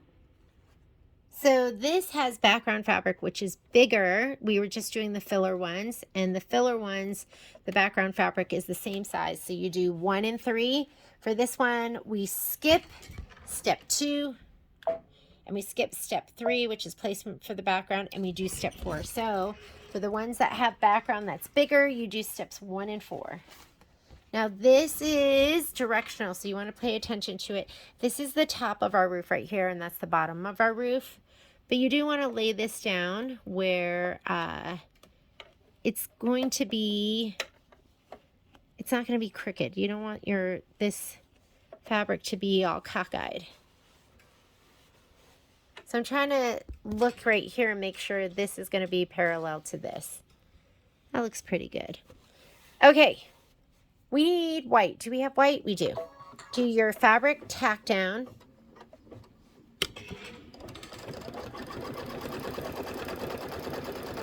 And then you're going to do the quilting stitch. which is going to be plants 3.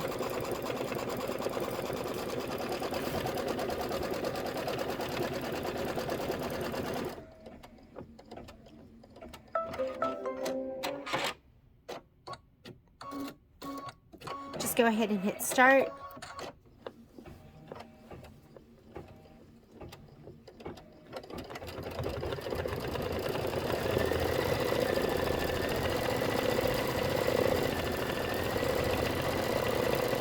You can go ahead and leave the white thread in. We are going to stitch after this the roof placement line, and then we'll place the roof fabric right side up, and then we'll do the tack down and trim close to the stitch line. So go ahead and grab your roof fabric. We already stabilized it. The first color that's really going to make a difference is going to be the taffy. If you want to put the taffy in after this, you can.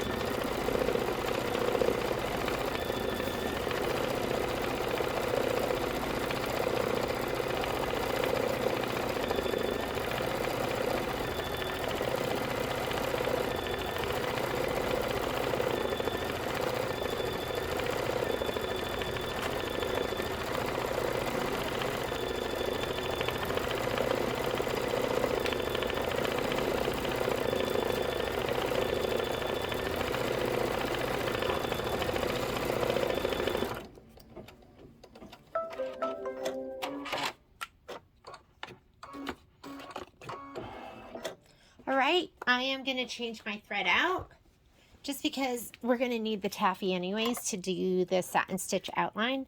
So let's go ahead and just put it in now.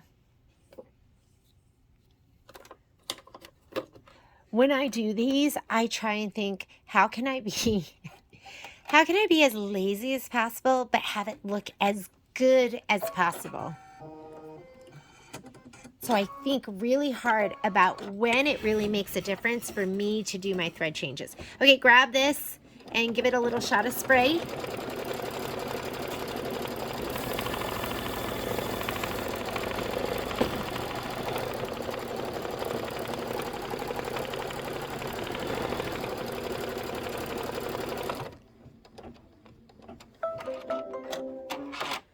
Okay, lay it down, and you can see the shadowing underneath there. So try and get it where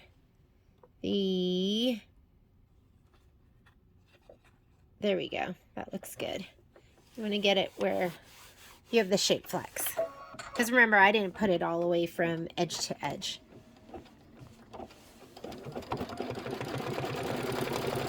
And you're going to get out your good pair of scissors so we can trim this.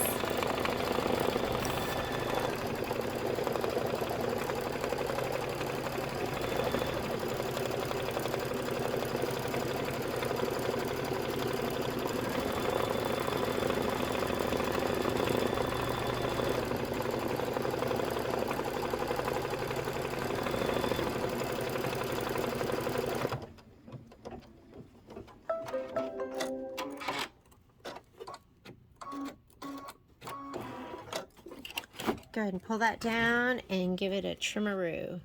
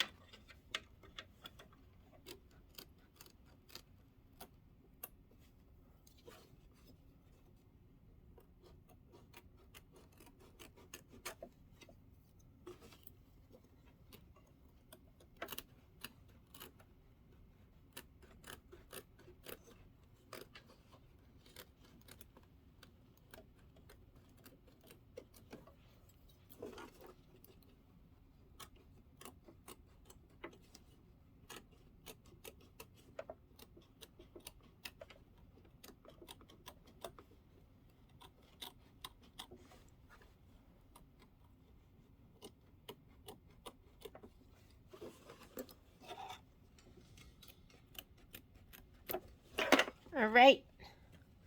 Roof is trimmed. Go ahead and hit start, and it's going to do this satin stitch. It's going to be 3 minutes of stitching. Time for me to tidy up.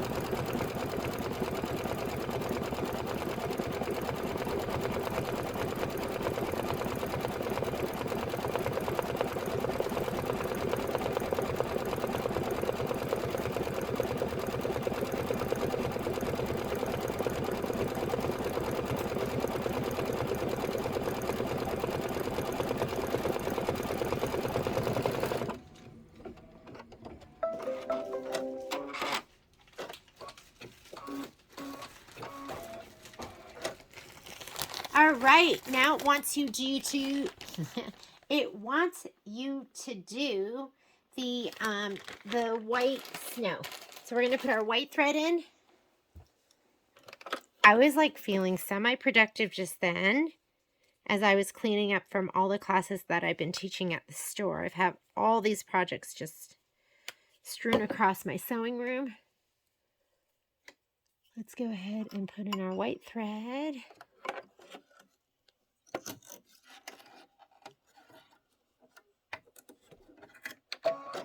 And if you have that protecting coating on your glitter, take it off.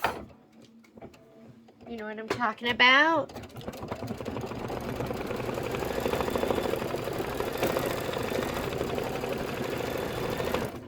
So he's kind of a long piece. I have this right here, so I'm just going to give this a little shot of spray just to kind of hold it down.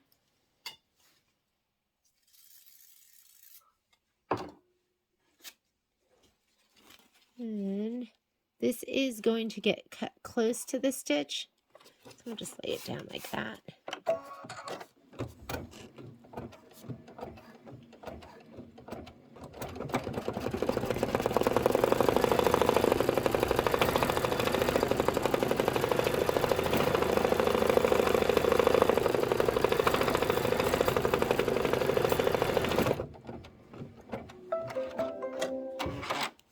of stuff we can get rid of too. Go ahead and trim it. Let's look at our instructions and just make sure I'm not leading you astray. But what we just did was stitch the snow placement line, place the snow glitter right side up, stitch the snow tack down line, and trim the glitter close to the stitch line. Why don't you also hit your iron so you can heat it up, and that way once we're trimmed, you can just go ahead and use your press cloth. I'm going to go ahead and just trim it close to the stitch. And this, what am I going to do with that? We'll cut that off and throw it away. Yes, Jeannie does actually throw some things away. I know it's hard to believe. It always feels so good, too.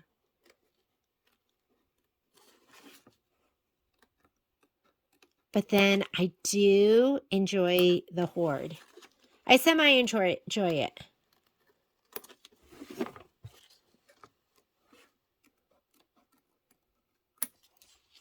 It can be a little out of control sometimes. Okay, I'm going to put it over here. And let's use our press cloth.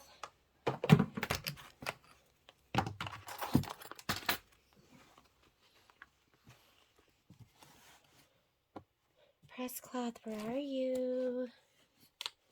Where are you, press cloth? Oh, I see you hiding. Here we go.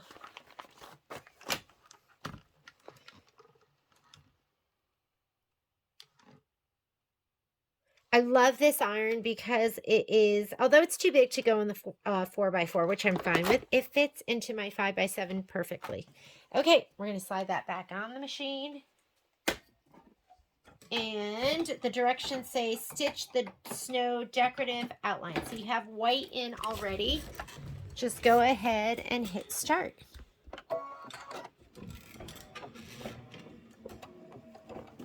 So we're going to stitch the snow decorative outline. That is step 4. Nope, I'm sorry, that's step 6. Then we're going to stitch the roof detail. That's also in white. That's step 7. And then we're going to stitch the Advent number, which is step number 8. All of that is going to be in white. And then you need your red thread, so get your red thread to stitch the chimney top. That'll be next.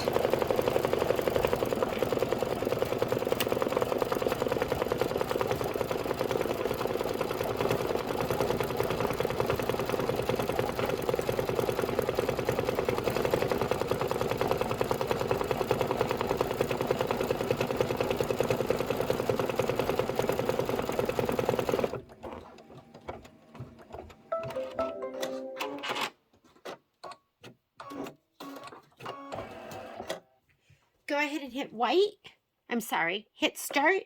That is going to do the roof detail.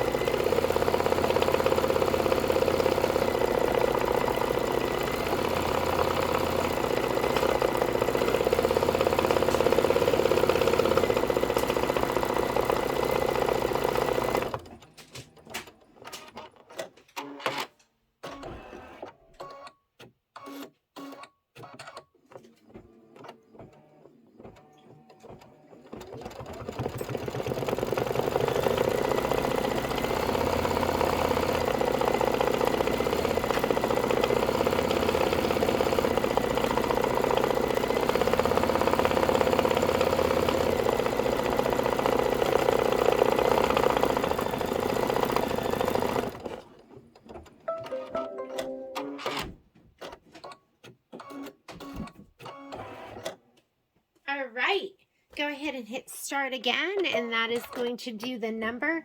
That is going to be a minute of stitching, and then you want your red thread, so get your red thread ready. Here we go.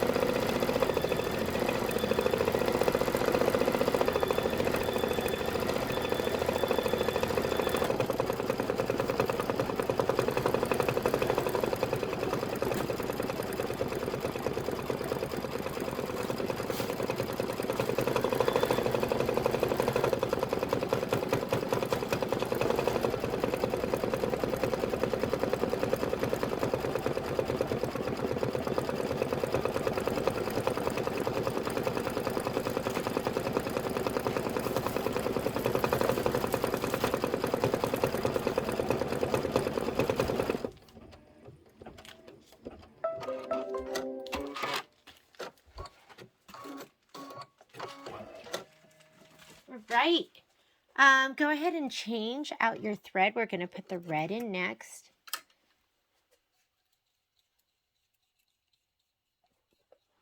Go ahead and stick that up here. Put in the red.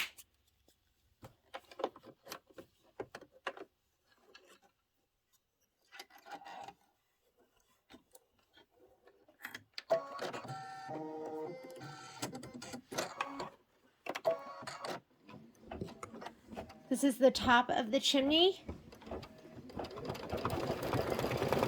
And then we're going to get ready to put down our window base, which is the piece of polka dot fabric with the shape flex on it.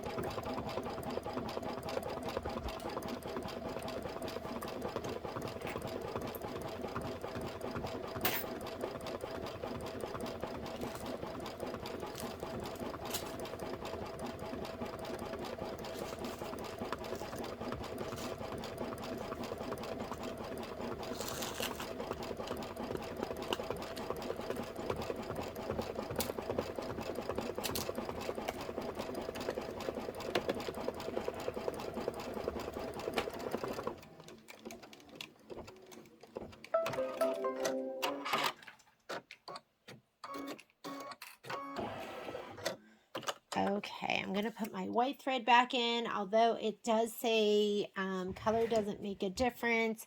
I never like the high contrast of white under red or red under white. I'm going to just put my white in. I know it's going to have a nice thick, ooh, it's so weird. I am like scraping myself today, which I never do.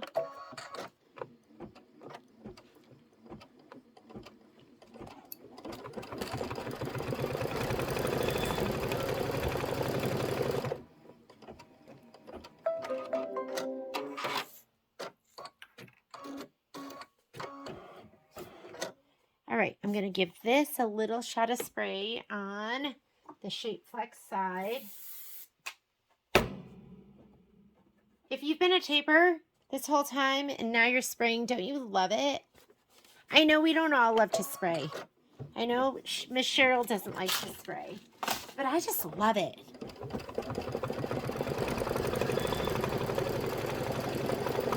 Get your scissors ready, we'll trim this.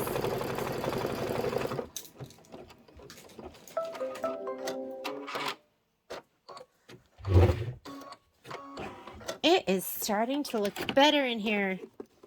Okay, I'm gonna go ahead and trim this up.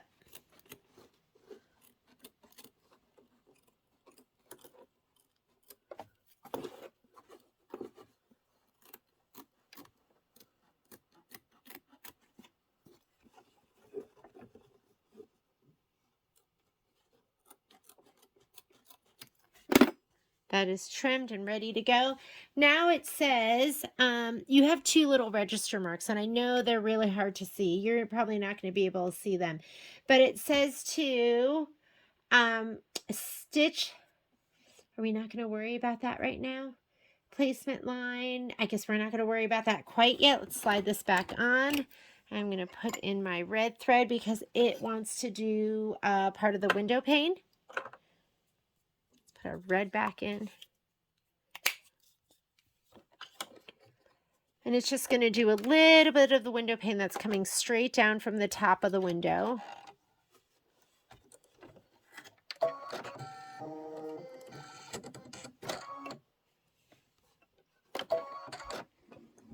I guess it would have been okay to just leave that red in because the whole outline of the window is going to be red. Place part A window pocket on the window with the fold at the left. Align the fold with the placement stitch and tape in place across the entire fold. Note, the window pocket is bigger than the fold. I'm sorry, the window pocket is bigger than the window beneath it.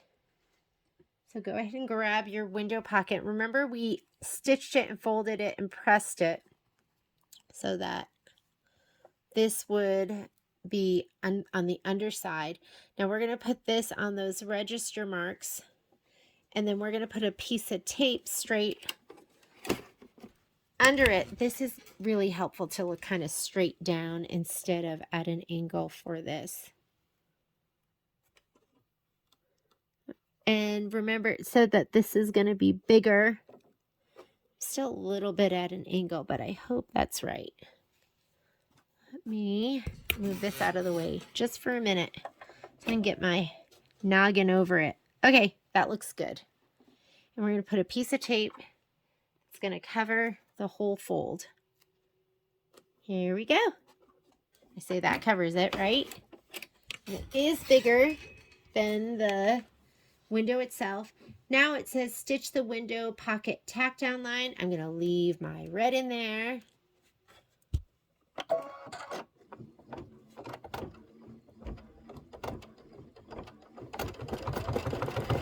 Ooh.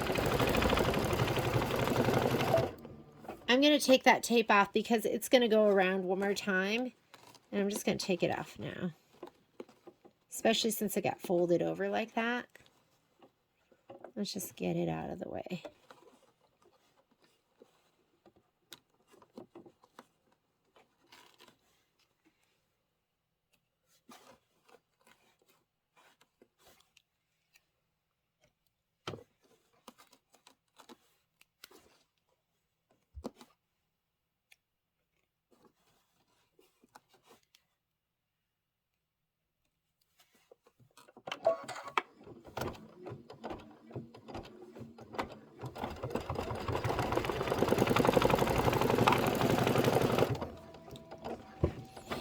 That was a little risky. That end could have gotten stuck over here.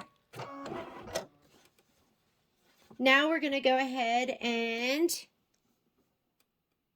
trim the fabric close to this stitch line. We're going to be using a piece of it. This is getting thicker, so you're going to want to use better scissors, not just your snips. What I really want are my small double curve, but I don't seem to be able to find those. Where are you, small double curved?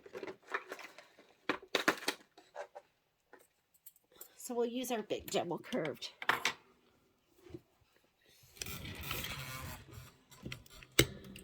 We're going to get a piece of wash away, because what you don't want to do is you don't want to have that foot scoop underneath.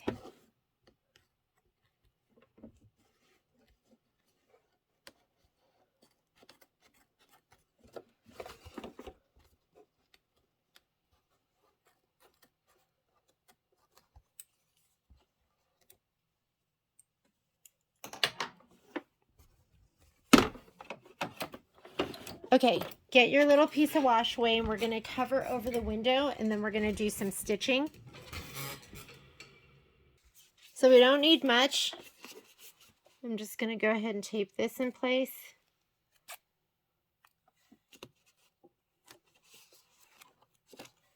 This was from something else that had blue thread.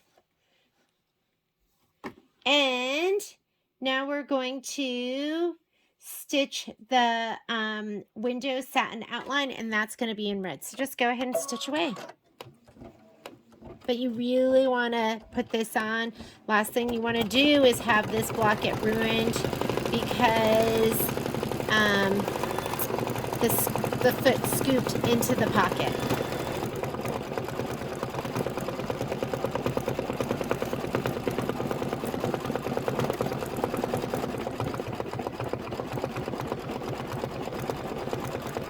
And while it's doing this, let's get our Believe block ready.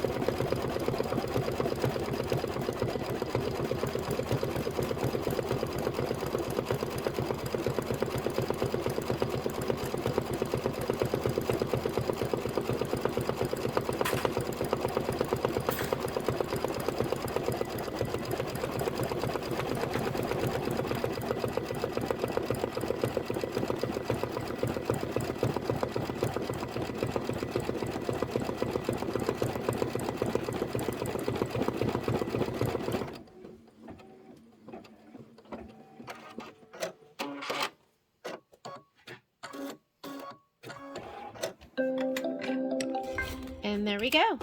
Let's go ahead and peel off the tape, and we'll just peel this all off.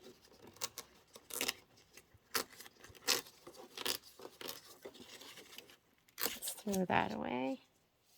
Let me just get this off too. And he is gorgeous.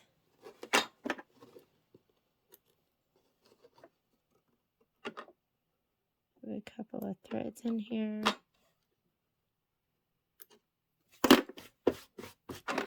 All right, and this one is done. Let's go ahead and rehoop.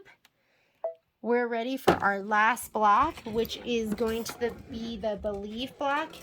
This Home Believes. That's what we're going to be stitching next. Here it is. I know it was hard to see with that lighting. So I am going to go ahead and unhoop this. We're going to scoot it up. I love the 5x7. I think my favorite hoops, if I had to pick, would be my 5x7 and my 8x12. Those are like the best hoops ever. And if you don't have an 8x12, contact us and we can get you one. Make you a great deal. Make you a great deal on your 8x12. Okay, there we go. Let's go ahead and put it on the machine. Let's look and see what it says. We're going to be doing our quilting in white. Alignment is centered. And we're doing Christmas 8 4x6 vertical. Everything's in there now. It's so nice. So you don't necessarily have to print out that layout sheet. Your information is in there. Let's hit our home button to clear our screen. We are going to go in embroidery, pocket, load our quilting design first. My brain forgets so quickly. Christmas 8. And we're doing 4x6 vertical. 4x6 vertical. That's horizontal. That's vertical. 4x6 vertical. Set it. Add. And now we are going to add this Home Believes. This is just a stitched block. This Home Believes. And hit set. Hit embroidery or touch embroidery, layout, move, and you can scoot them up 1/4 inch. Why not? All right. Let's go ahead and put in our white thread because that's what it wants for our quilting. Let's put away our gorgeous red.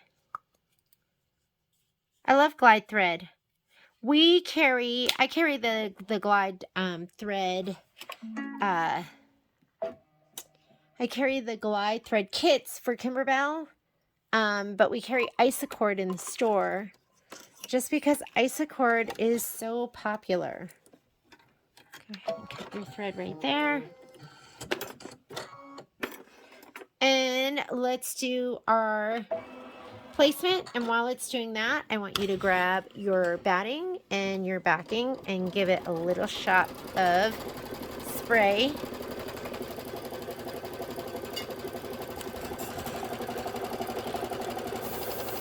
Oh my goodness. I went way rogue with that spray just then, and it's a good thing I have a spray tent because I really sprayed like the inside of the side of the tent. Oh, look at this. This piece looks huge. Is that like right? This home believes. So I guess that piece that I was missing was the piece I put with this. So I just had to trim it down. And we're going to skip the next step. So I'm going to go in here to my plus and minus stitches and colors. That's tacked down for my batting placement. And that's tacked down for my background fabric. How have you felt about skipping steps? Has it not been absolutely amazing? I want to know. I wish I could figure out how much time it saved us. But I mean, with as many hoopings as we've had, and with the border pieces coming up, I would not be surprised if it is hours.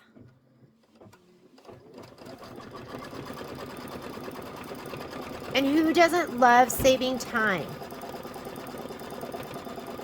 While at the same time having an amazing finished product.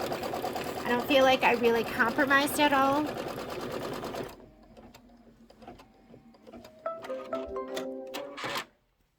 Okay, look at your screen. Make sure that you're seeing the stockings that are going to be quilted. And if you do, hit start. If you don't, fast forward to it. Most likely you'll have to fast forward to it. And then you want your red thread and your green thread.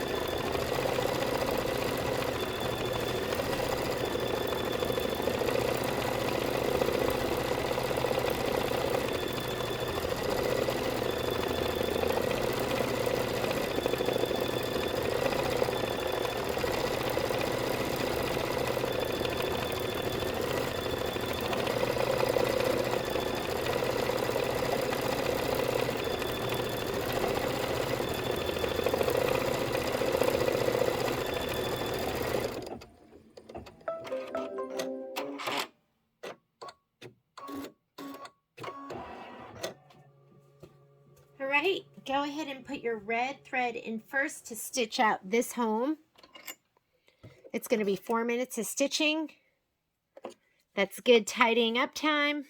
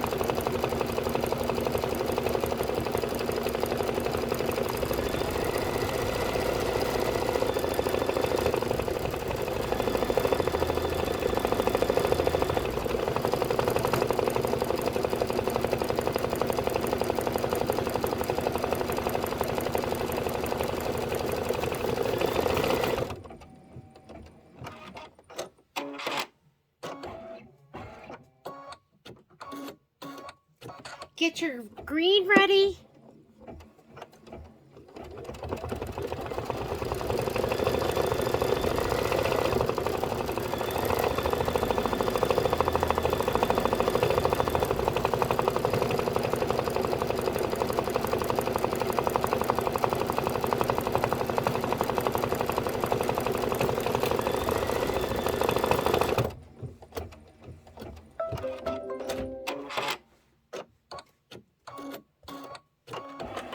All right, take out that red. Let's go ahead and put in your green, and you're going to stitch out the word believes. And then we are done. We're going to be done with stitching of our blocks. I will do another video where I cut them apart, press them, trim them, and sew them all together. And then we will be ready to do our border class, our border and our embellishments. So this is 6 minutes of stitching.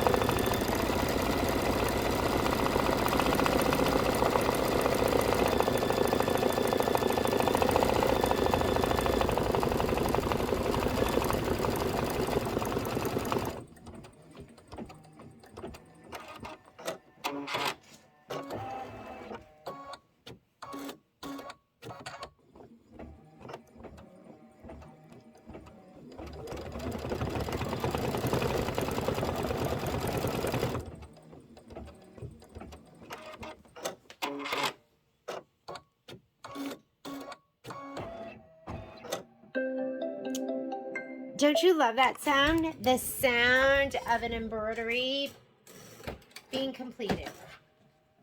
So I'm going to go ahead and unhoop this. I am done with all the embroidered blocks.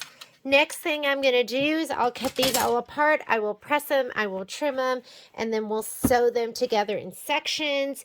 Thank you for joining me for the homework part of completing the